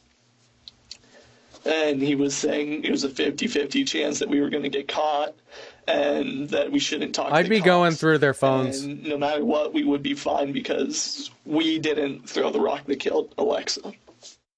So on the night that we were arrested, I did want to shift all the blame towards Zach. Why? To protect myself and to protect Joe at the time. Why would you protect Joe? Because at the time he was my closest friend. Then what happened? Well, after the fact, I realized I was stupid. Because no matter what, they don't care what happens to me. So I shouldn't give a what happens to them. Who's the they in that sentence? After we all got arrested, Joe and Zach don't care Yeah, what's gonna that's true, happen to me. Turkey. And I shouldn't care what's going to happen to them. I should stop trying to protect them. Stop trying to protect Joe. But given yet another opportunity to come clean, he fails to follow through. I can't think about that moment without thinking about what had happened. I don't want to think about what had happened. None of us do, but yet we're here. You're not the only one that relives that night. I wish I could remember, but I can't. I'm sorry. I will regret that night for the rest of my life. Yeah, because you're gonna go to prison. I regret all previous nights that we did that for the rest of my life. They've done this before? For the rest of my life. I regret all previous nights that we did that for the rest of my life. They had done this before. God damn it, I can't change that now. In May of 2024, Mitch and Zach each accepted plea deals, agreeing to testify at Joe's trial in exchange for prosecutors dropping multiple charges, including first-degree murder. At Joe's trial, when asked who threw the rock that killed Alexa Bartel, Mitch confidently stated Joe Koenig. This admission reframes everything he earlier said about Zach, casting the vivid descriptions of his friend in a far darker light. He'd yell out, he'd cheer, when he missed the cars, he'd be like, no, I was so close. Like this odd sense of accomplishment, I guess. Kind of in the way that he exclaimed when Always a sliver of truth in the lie. When he hit them. It was kind of like I will win this fit check.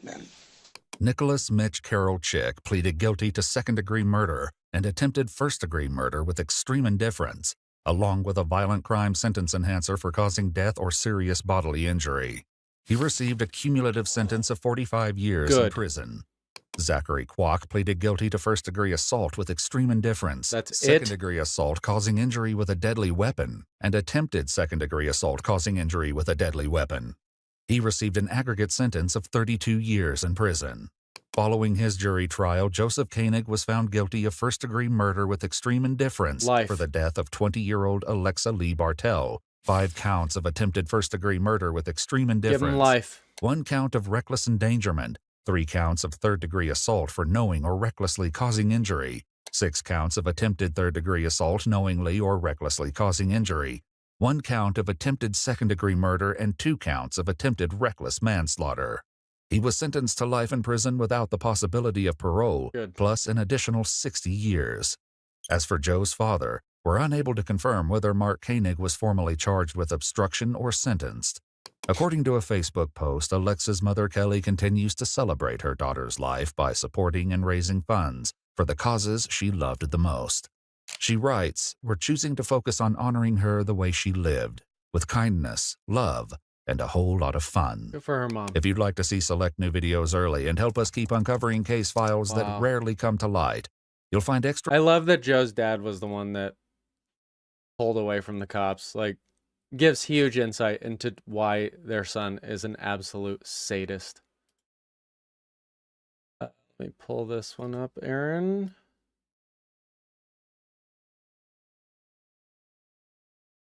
I want to get out of this house. Her mom's did foster care for 14 years. She's adopted these 7 kids. They make YouTube videos. What's the longest she's ever made you go without eating? 4 days.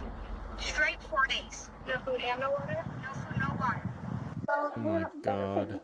You want to have a better family?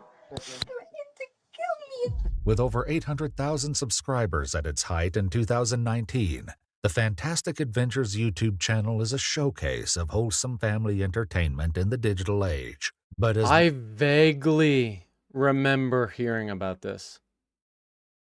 Vaguely. Michelle Hobson's adopted kids paint a picture of perfect childhood joy in front of the cameras, they are mercilessly subjected to cruelty and sadism behind the scenes. It's only when one brave child comes forward with the truth that police realize the monstrous horrors. All right, hold on. I want to go to the bathroom real quick. Hold on. Give me a sec. Wow. All right, be right back. 26 is copy. Where does that vehicle come back to? Goes back to 2003 red Honda Odyssey. That is not a Honda Odyssey. This is close to where we are. Airport Road is our own address. That looked like a sedan to me, not a Honda Odyssey, which is a van. Oh, maybe it is a van. Yeah, it is. Come up Highway 6. Oh, missed my sticks. Come on, Trevor. You gotta try harder than that, Trevor. My task is in a pursuit. I just tried throwing sticks. That was a fail. Possible juvenile driver. I'm not going to be involved here. He goes, no wonder my father doesn't talk to me. Same, bro, same. Requesting permission to pit if possible.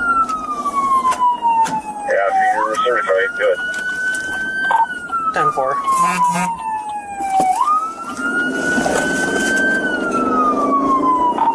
Turn right on Highway 6. 10-4 turning northbound on Highway 6. 42 station vehicles grabbing the oncoming traffic lane. Whoa, whoa, whoa. 10-4 oncoming traffic lane. Oh shit, she is taking that corner fast. Speeds are about 90 plus miles an hour. 10-4 plus 90 miles an hour. We are passing with L-type. There's so much shit you gotta do when you're in a pursuit. So much multitasking. Still no headlights on the vehicle. It's very unsafe.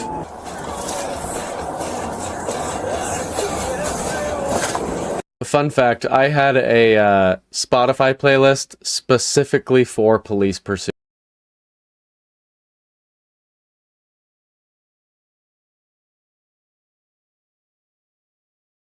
Turkey, we watched The Pit last night. I wanted to watch the movie because we watched the trailer and I was like, that looks very good.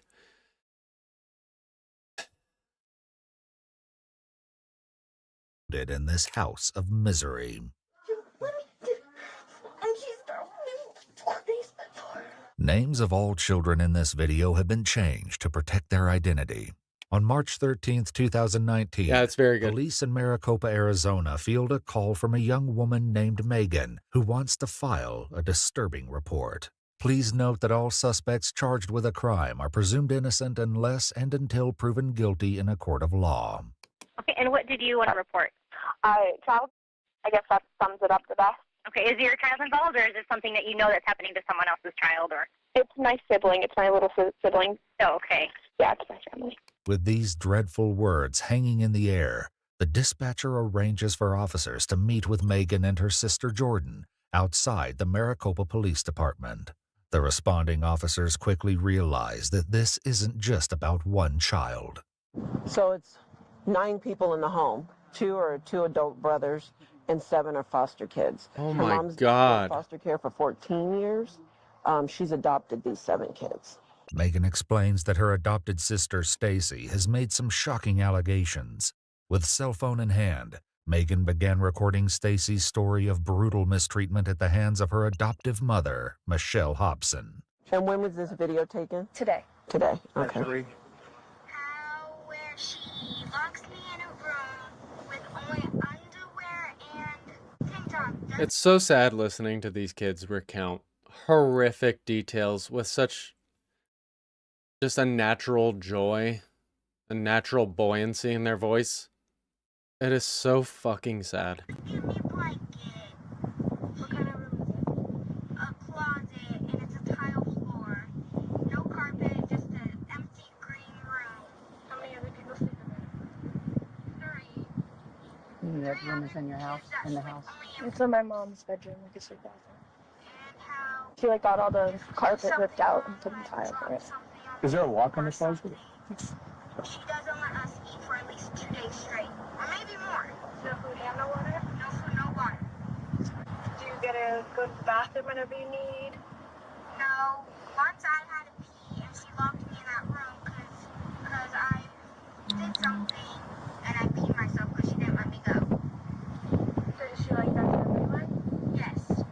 That's why she gives everyone pull-ups, because she knows that they're going to pee. As vile as her stories have been thus far, she will spill even more dark secrets before the night is through. For now, however, the police have heard enough to know that a home visit, at the very least, will be necessary. They talk with Jordan and Megan, who are Michelle's biological children, to get a Yeah, no description kidding. of their mother. I'm glad you found the shotgun. I literally added that emoji for situations like this. She's brown hair. About how tall? She's probably 5'8". Yeah. They make YouTube videos. What's their sole income? That's That's all of my mother's income and everything. Indeed, Michelle's adopted children are stars of a sort. The family began Literally shooting just videos using in them. 2017 after admiring the success of other kid-oriented channels. With a variety of playful skits featuring the children, the Fantastic Adventures channel is a smash hit by 2019, attracting more than 800,000 subscribers. Jesus. Police must now find out if these seemingly joyful young YouTube stars were being tormented behind the cameras the entire time. They head out to the Hobson residence with no real certainty about how Michelle will react or what kind of dreadful sights they might encounter beyond this front door. Hi, Donnie. Nice to meet you. Nice to meet you. My name's Officer Bernice. I'm with the Maricopa Police Department. Okay. We need to do a... I wonder if he's involved. Oh, okay. Do you? Yeah, I do. Okay. Where is your mother at? She's upstairs. You wanna go get her? Yeah, How can you live in this house and not know what the fuck's going on? Right? I can go up there and get her. Okay. Mom. Mom. She's up here. Okay. God, could you imagine if there are kids locked in that room right now? Up there with you? Yeah. Okay, thank you. Stand up. Sorry. And the fact that they're all foster, I mean, it doesn't matter. A kid's a kid, but fucking, just pulling these foster kids in and torturing them. What? It's a police department. Why? Hi, Can I help you? I'm Donnie. Oh, I'm sorry. I didn't mean to turn off the light on you. What's going Do you on? mind if I talk to you? Yeah. You want to take the kids downstairs? Yeah. Come on, guys. Okay. I'm so glad our body cameras were not right next to our face. God, that's got to be the worst to watch back. Have a seat. I need you to go downstairs. Is there any other kids up here? Yeah, go downstairs. Okay.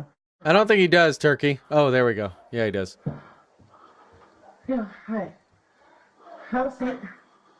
Or whatever you want to do. Hold on. With 7 kids running around this expansive house, wrangling them all downstairs is no He's easy got that trick. YouTube money. As the cop goes to assist with the task, he notices something that matches what Stacy said in her video. Hold on. The green tile room. Watch. Yep. Hey, I need you guys to go downstairs, okay? Okay. Is there anybody else in this room? Come on, no, leave him alone. Come here. Come here, buddy. Is this it? No. Oh, you had a pull-up on? Oh. Okay. There we go. He has accidents at night, so. Okay. Pull up. Let's go out. Oh, yeah, this son is totally While the involved. officer tries to round up one last straggler, Michelle appears to grow uneasy with him being in her bedroom. Can you come here, sir? Sir?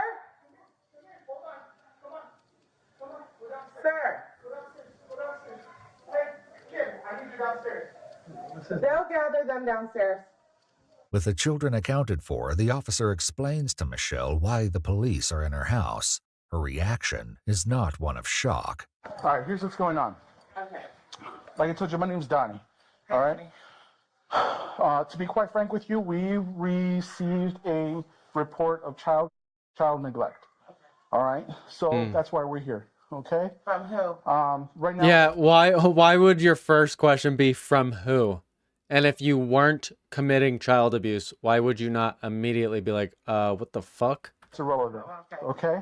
So this is what's going to happen, okay? Just tell me what's going on. We need to interview. We are, you dumbass. Okay? Okay. And we need to conduct a search of the residence. Now, we could do these 2 ways, okay? Legally, you're entitled to Can your... we come back here? Because I don't see a warrant or anything. Yeah, so I don't know. yeah, you're fine. We're making sure there's nobody else in the house, okay? With Michelle concerned that her rights are being violated, the officer assures her that they are... So when you apply for a search warrant, you can legally walk through the house, make sure everyone is where you need them to be, eventually outside of the residence, away from where the police are going to be searching. But they cannot begin any intrusive searching whatsoever until they either have consent, which in a case like this, I would have her write the written consent down. Even though they've got the body cameras, I would still double down on that and get the written consent. Or go apply for a search warrant. And they cannot begin searching until one of those 2 things have been obtained. Going to do this by the book. Constitutionally, you know, you have your rights. One of the ways that we are entitled to do this is with your consent. Okay? So it means She ain't give gonna your give consent. to go through your house and look for any evidence that might be possibly used against. It depends, Aaron. Sometimes judges will sign it electronically. They'll have you email it after reading your affidavit of probable cause for why you're applying for the search warrant. Sometimes it can take up to, I don't know. For us, it was never longer than an hour and a half, 2 hours. Okay? The other way is that we get a search warrant and then we go through the residence with the search warrant. Okay? So those are the 2 options. Okay? I would like to speak to the kids freely with your consent. You're not going to be there when this is going on. But again, you also have the right to say, no, you're not going to interview my kids. Okay? But right now, we are doing a welfare check on the children. We're going to talk to them, make sure they're okay. There's no bruises, anything like that. Okay? So what What do you think about this? I think we're in the middle of a packing scenario, and Well, that's going to be put on pause. stuff out of everywhere, and I don't approve of you really going through my residence at this particular point in time. Okay. It's a search warrant. However, yeah, I really approve of that. Okay, we'll get a search warrant then, and we will absolutely fucking go through this place. You could talk to my children. I mean, my children are all safe. Yeah, we used to have to wake up the judges all the time throughout the middle of the night for fucking DUIs. Okay. I want to know what the report thing was prior to this. This won't be the last time that Michelle will request the specific details of the report, but while the police maintain their professionalism, they let her know that she's not in control of this situation. Good. I would like to talk to one of my daughters because she just started crying and she said she knows it was You're not talking to any of your kids right now. she knows it was Yeah, the reason they're not letting her talk to the kids is because now that she knows what she knows from what they've told her, you don't want her going, hey, the police are going to ask you some questions. Don't talk to them. my other she knows it was my adult child who called on me, so I'm wondering why she's I don't know. But right now you're not Good gonna for have Megan. access to your kids. With Michelle detained in the upstairs living area, the officers are free to ask questions to the adopted children downstairs. Do you like living here? Yeah? You have fun here? Yeah. What happened to your head there? You were in a fight with your brother? Yeah, she wants to control the narrative. Yeah. What are the diapers on the floor? Classic YouTuber, am I right? Yeah. Don't drink water too fast. You're gonna get hiccups. Do you not get water very often? You don't? Lots of little pieces of valuable information here. We've been checking on you every now and then, right? Yeah. As the cops begin the process of finding out what's been happening in this home, Michelle continues to demand answers. Can I talk to the senior staff? Oh, what a whale of a woman. I don't see why not if you really need to want to talk to her right now. Sure thing. I'm just asking what the complaints were. We got a call about possible child. But what type of child? Yeah, you don't get to know that. Okay, from? I can't tell you that because You'll learn in court. I don't know who called. But I know based on the call that we need to speak to all the kids. Sure. Okay. Any other questions I can? Not really. I mean, I'm just, I'm shocked. Understandably. So what happens, Michelle, is when we get calls like this, we just don't. So they don't have to read her the Miranda Rights Advisory at this point. I may still, because you don't want to potentially fuck up anything in a case this severe. Take a person's word for it. So that's why we come in and we'll want to do an actual check of the kids. Sure. But I don't want to call DCS on you or any other person that I don't know if this is true. I don't know you. Right. You know? Michelle expresses a certain relief that the police aren't going to necessarily call the Arizona Department of Child Services, an organization she's had plenty of contact with over the last few years. Holy shit. Their interventions thus far have accomplished nothing, however, which is why it seems that Stacy, the young girl who recorded the original video, No is kidding, not completely Jesse? confident that anything is going to be different this time. I'm here to help. Okay? No kidding? Like, did it cause some damage? What do you mean blew up? Like, explain. What the fuck? But nothing happens to you or your brothers or your sisters. Also, Jesse, I must say, it's been very fun getting your comments as you watch through all of the videos. Those are my favorite. I know when someone's binging it because the comments just keep coming. It's been very fun reading all of your stuff. Okay? Okay? Do you understand? Michigan to Pittsburgh? What do you think it means? Holy shit. Was there damage? Yeah.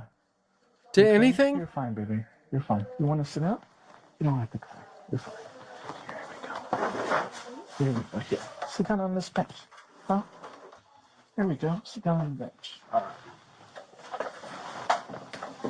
Why are you crying? Holy fuck?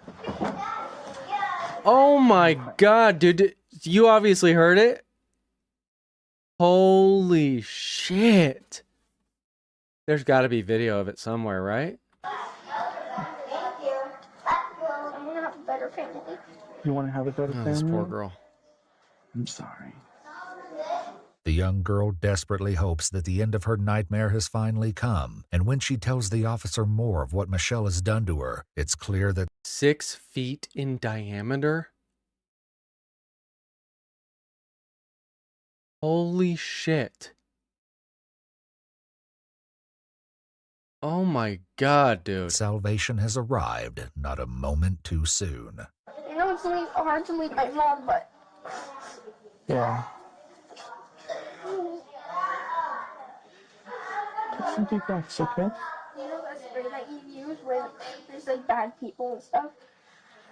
Yeah. P-E-P-P-E-R? Yeah. Spray? Pepper spray? Yeah. Oh my god. I'm sorry, I didn't hear you, baby. Empty two of those bottles on me. No, you're good, Jesse. That's super interesting. I'm absolutely going to look into that after this. Really good Ring doorbell camera video, and the shit shook my hospital. Holy fuck, dude. So did they know, like, where exactly it entered, like, above what city, or, like, specifically where? Yeah, I'm sorry. I'm just blown away. And also, fucking pepper spraying this little girl. The allegations against Michelle are growing more shocking by the moment, but right now she's more concerned about who is behind this police report in the first place. She's the little blonde one down there. She, as soon as Also, it's good to see you here, man. Appreciate it. Mom said the police are here and they're coming up the stairs, she starts crying and she goes, I know who it is, I know who it is. And I'm like, what are you talking about? And she goes, it's Jordan, which is one of my adult daughters. Oh, Cleveland? Okay. Oh, I got you. I got you. Very big vengeance against me right now. So I cut her off. I'm so jealous that you guys are all near each other. Me and tried to say, well, if I want to be a part of her life, blah, blah, blah. I had to jump through these hoops and whatnot. I basically just blocked her. I said, no, I'm fine with the way my life is. I don't need that extra stress in my life of somebody who wishes I was dead and is waiting for their Oh inheritance. my You know, god, Jesse. she literally, the last time I saw her, she What time was this at? the life insurance. Whatever the truth might be regarding Michelle's relationship with her daughter Jordan, it doesn't change the fact that her other adult daughter, Megan, was every bit as How instrumental much you want to bet Michelle fucked up her actual biological children through similar ways? in getting the cops So they involved. knew what to look for. Of course, Michelle doesn't know that yet 9 and a.m. continues to blame Jordan. I'm glad you're all right, dude. Damn. Call DCS on me because she knows that every parent's worst nightmare is having DCS called on them. She's threatened to make up stuff in the past. She's threatened to, you know, just do all kinds of stuff. If I looked at my children wrong, I was using them, you know. And But of course, DCS has been out to Michelle's house on many prior occasions.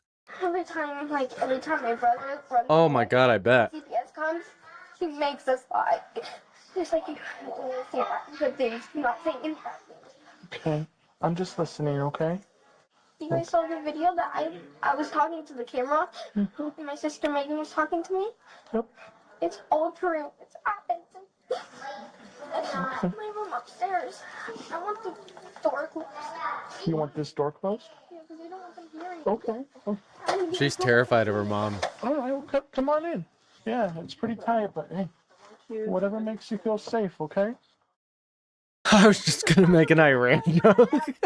I don't want you telling my other siblings. I won't. We're not going to tell them. Damn Iranian meters.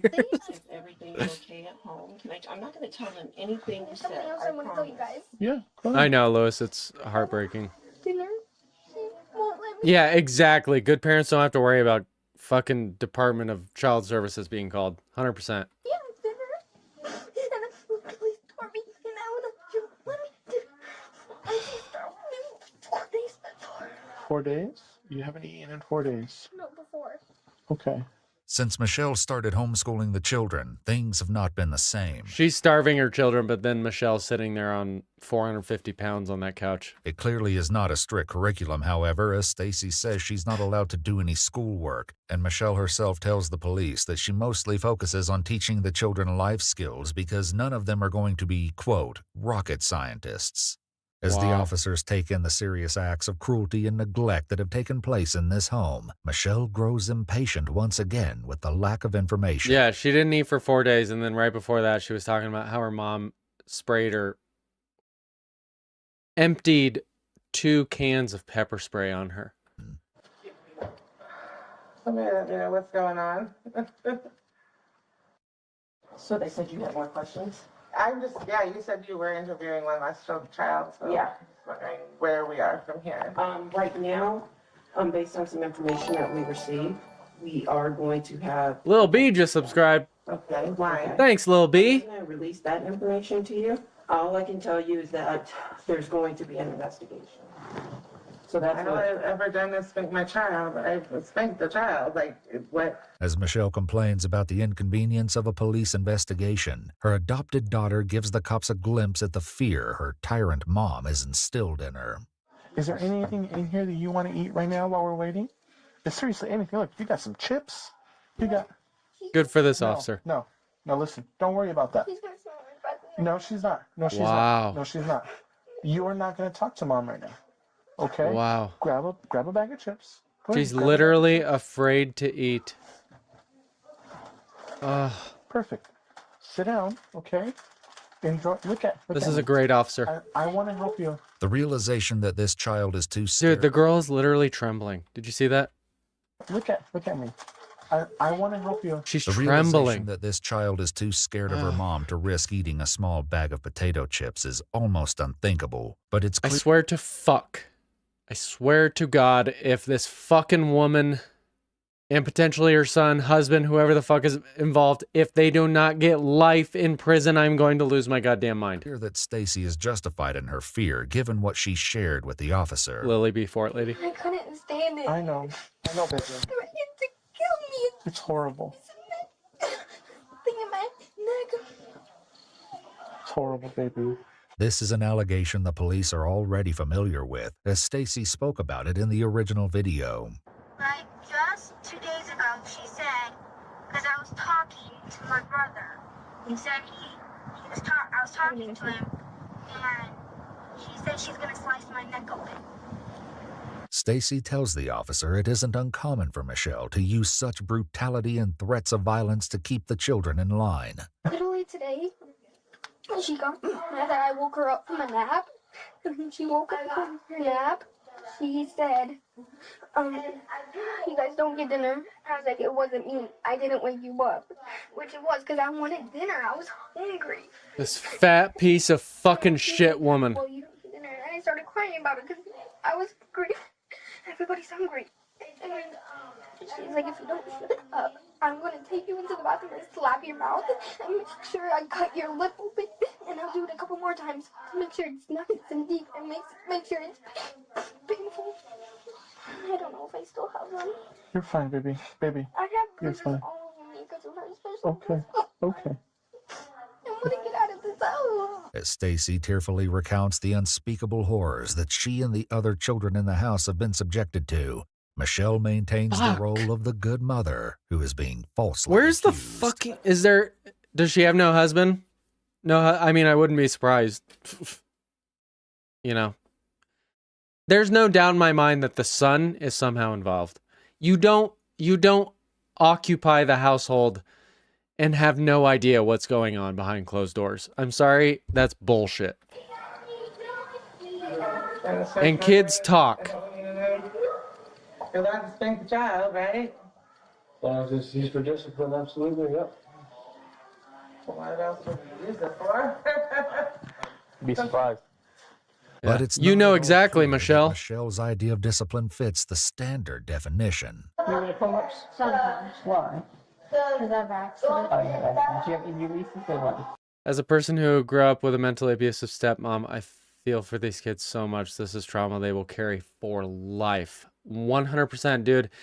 And just the starving them, the mental anguish, the torture, locking them in the room.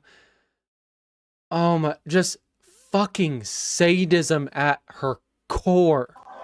That's because I think your father's in You ran from your mom the last time you said, right? Yeah. Because you were afraid. What usually happens? I can't remember. So tell me what's happening the last time. Nothing nearly this traumatic, but I'll never forget a cop giving me a teddy bear during a DV situation when I was 5'7", 5 to 7-ish. I'll never forget that, and this girl will never forget what he is doing. 100%. That's why we all carried a trash bag full of brand new teddy bears, stuffed animals, all kinds of stuff. All kinds of stuff for situations just like this. Turkey, thank you, man. Appreciate it, brother. You're too kind. You're too kind, Turkey. Thank you, man. Love you, brother. I appreciate you. When you said you get beat, what do you mean by that? I can't explain so far. My favorite part about being a police officer was it seemed as though everything you did meant double as compared to like just a random person. Like if it was coming from a uniform, it meant so much more. It meant so much more, and I valued and cherished all of those experiences I had where I could go out of my way to make someone feel comfortable, make them feel safe, because that is what the job is. Make a difference. Go out of your way to make a Joseph difference. May not share further details, if any. Stacy is fully willing to describe the hell she and her siblings have been living in. Thank you, Turkey, again. She takes his armpit and twists it by her nails. That's a great idea, Lewis. That's a tremendous idea. Great idea. I will go into local card shop to buy some magic cards or Pokemon that I bought kids. Cards whose families couldn't afford them. The joy on the kid's face was worth so much. So I love seeing. Yes, 100%, man. Good for you for doing that too. That's awesome. These poor kids. And takes it and twists it and spit in their face. She literally takes a mouthful of spit and spits it in our face. I don't know what kind of mom does this to us. And then she always tells us to lie. I don't want to live with Megan. As Stacy continues to delve into the horrifying conditions of Michelle's brutal dictatorship. It takes so much courage for this girl to open up. So much courage. What a trooper. Becomes obvious that food plays a major role in the punishment of the children. And then mom makes up lie. You don't get anything for 4 days straight because you were being horrible. No food, no water. Haven't even had water once today. Eat these chips. Eat them. You're not in trouble. You're not in trouble for eating right now. They are our future, and we need to invest into our future. One day they will be the nurses or police caring for it. Exactly. And that's why it pisses me off so fucking much when these attorneys drop charges or judges give out these lenient ass sentences. It is so aggravating. Okay, I'm telling you. What message does that send to them? What message does that send to them? I'll tell you one thing, it doesn't instill trust within them that people are looking out for them. Okay? I was like, cops don't even care if you're being horrible. They still feed you. And she said on the Bible, it says do not feed kids. Lewis, what'd you say? Religious extremism? If they're bad. It's not true. And take You called it, man. It says that on the Bible, she said. I love you, and I don't even know you. I love you too. This is such a good officer. I know, baby. While her adopted Such daughter a good crouches in a officer. pantry eating chips, Get her some Michelle water. seems to realize that it might not look good if the children reveal that they've yet to eat dinner at nearly 10 o'clock at night. I have leftover pizza in the oven that I was going to heat up for my children. Were you? Yeah, can the boys do it down there? Please ask them to do that. Okay. Because it just dawned on me that the older children, the older children have not eaten. There are only ones that have not eaten. The 2 babies have eaten. The news that they will soon be fed appears to come as a surprise to at least one child. Your brothers are going to heat up some pizza. All of you. All of you. He's clearly not the only one caught off guard by this surprise meal. But I think she's feeding you because she's scared that you guys are going to say you haven't. That's why we just gave him all that stuff. I know. No, everybody knows he's not allowed to eat for a week. Mom was really trying to make. You realize, I don't know. I don't think he can leave her right now. I think she would lose her Oh, yeah. Well, her just asking him to close the door because she was worried about Michelle hearing is so telling. I've typed a number of nasty comments about this lady that I had. Dude, you don't have to delete them. She's like, You don't have to delete them. wait, maybe 2 weeks, maybe 3 weeks, maybe 4 months. Let them fly, brother. Okay. Let them fly. Acting with the fruit snacks and with the drinks because you guys haven't. I know that. I know that. I can see it, baby. I was gonna lie, but I couldn't. I can't handle it. You don't need to lie, okay? You don't need to lie.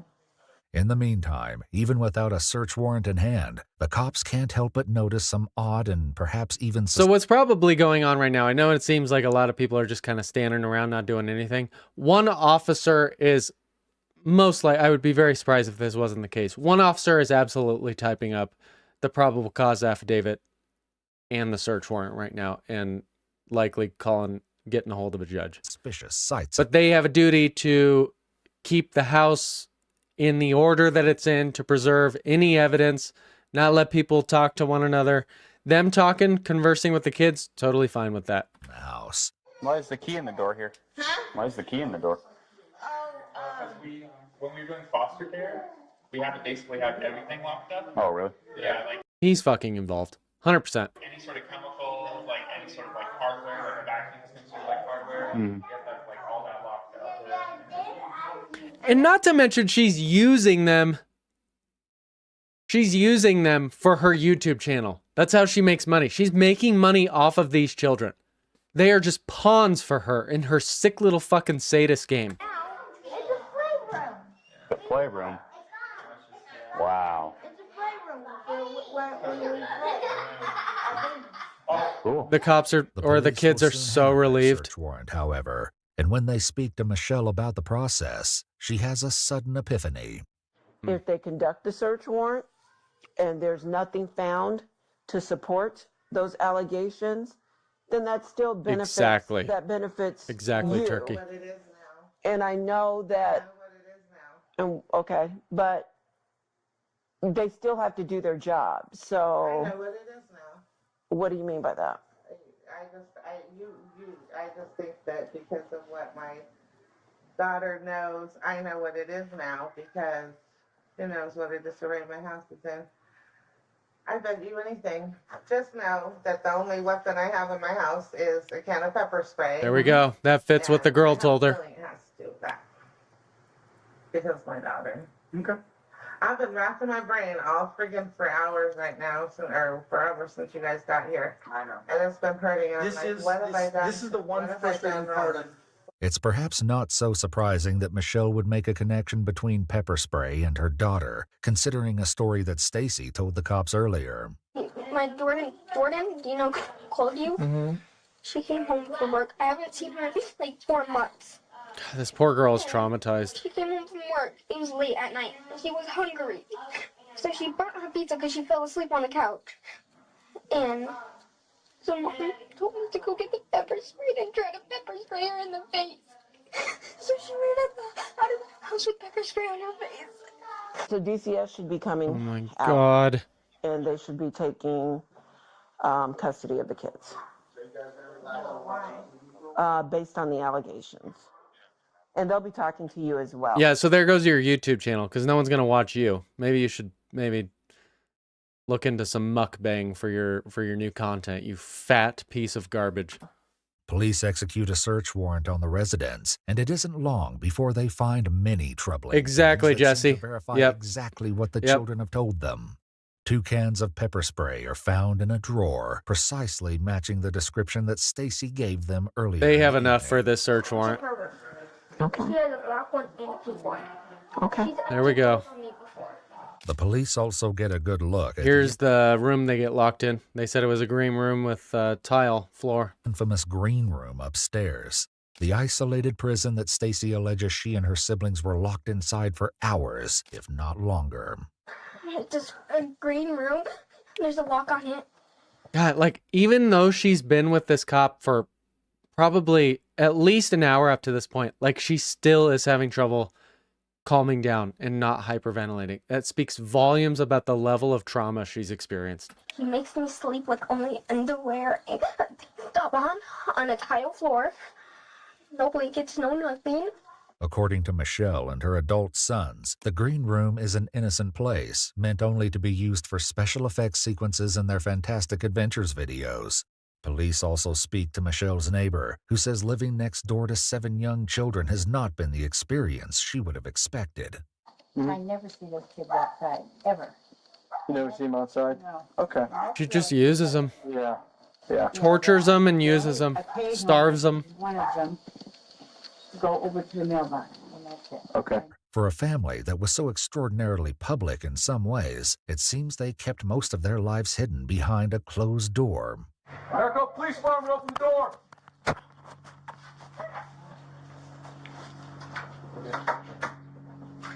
Maricopa Police Department. Exactly, Lewis. The sons are totally involved. 100%. All right, we'll go down the hallway. First door, right? Go. Police are back at the residence days later with a new warrant. They don't expect anyone to be in the house, of course. The 7 children were rescued from the home in the early morning hours What about of Michelle? March 14th. The next day, police arrested Michelle Hobson and her 2 adult sons, Ryan and Logan Hackney, while awaiting trial on a litany of felony charges, including 7 counts of child. Michelle fell ill and was released from jail for hospitalization. 3 days later, she suffered cardiac arrest and was declared temporarily unfit for trial. While her overall condition improved over the coming months, she took a turn for the worse later that year and died on November 12th, fuck, are you serious? 8 months after her arrest. In a news conference, the Pinell County prosecutor said her untimely death came with a silver lining.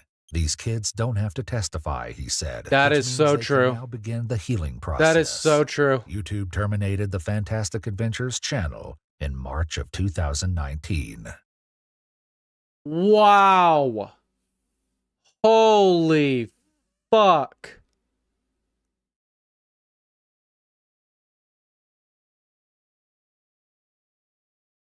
Oh my God, you guys. Holy shit. There is a God. God.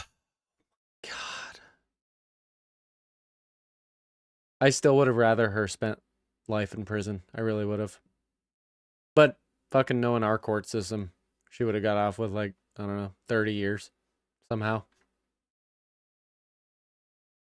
The cop who was in the pantry with that little girl was absolutely wonderful. Yep. The way she's laid out on that recliner while being accused of child abuse is insane. Shocker, all the parents who starve their children never skip a meal. Yeah, no shit. No shit, man. I want a better family. Fuck. I bet you the biological daughters went through similar stuff. You don't just randomly start doing that shit. Good for them for calling, though. God, what a great video. Thank you, Aaron, for sending that. What happened to the sons? No, they didn't say. Let's look at that. What were the sons' names? The 7 children were rescued from the home in the early morning hours of March 14th. The next day, police arrested Michelle Hobson and her 2 adults. Ryan and Logan Hackney.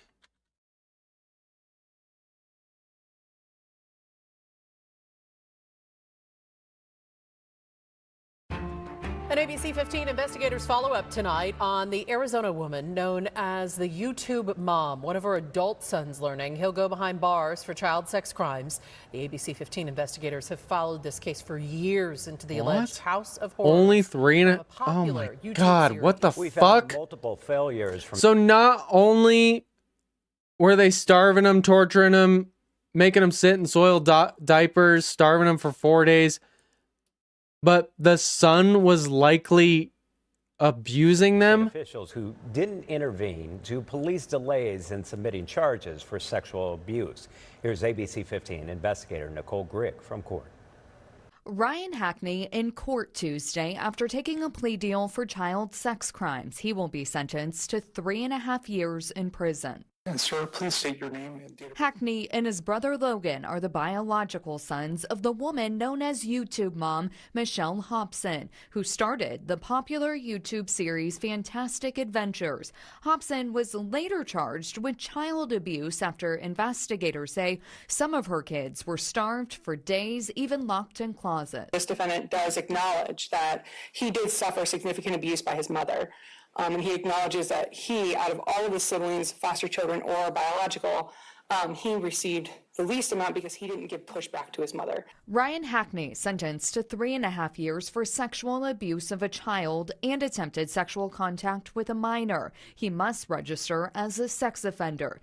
The victim in his case only referred to as Victim A in court documents. Prosecutors had asked the judge for 5 years.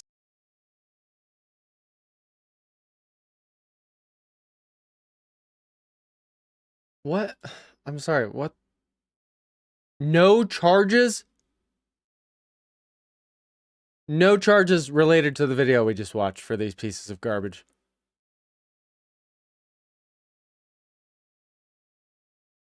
Oh my God.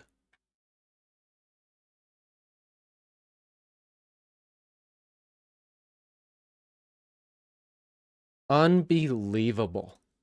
That's what I'm saying. How the fuck?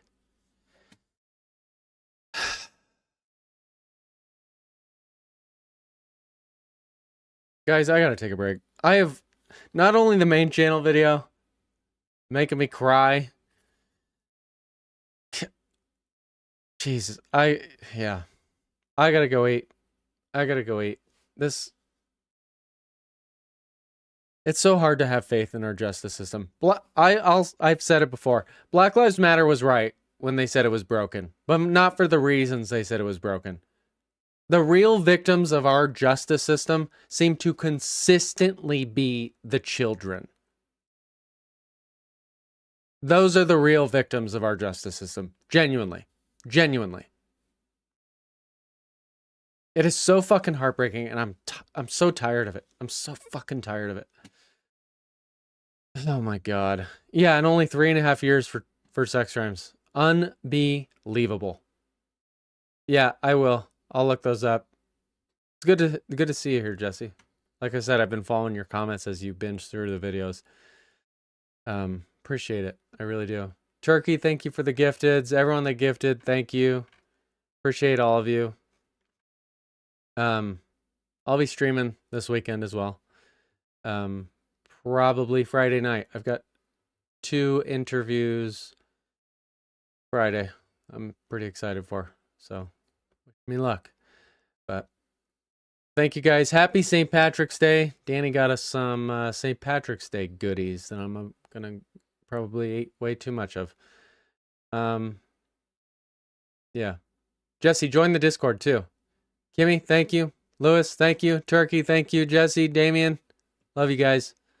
Aaron, great video. Great video recommendation on that last one. Yeah, if you haven't watched today's video, go watch it. If you want to watch me cry, of course. Of course. All right, guys. Love you. Appreciate all of you. I'll see you Friday night. I'll post an exact time on the Discord and then on YouTube. But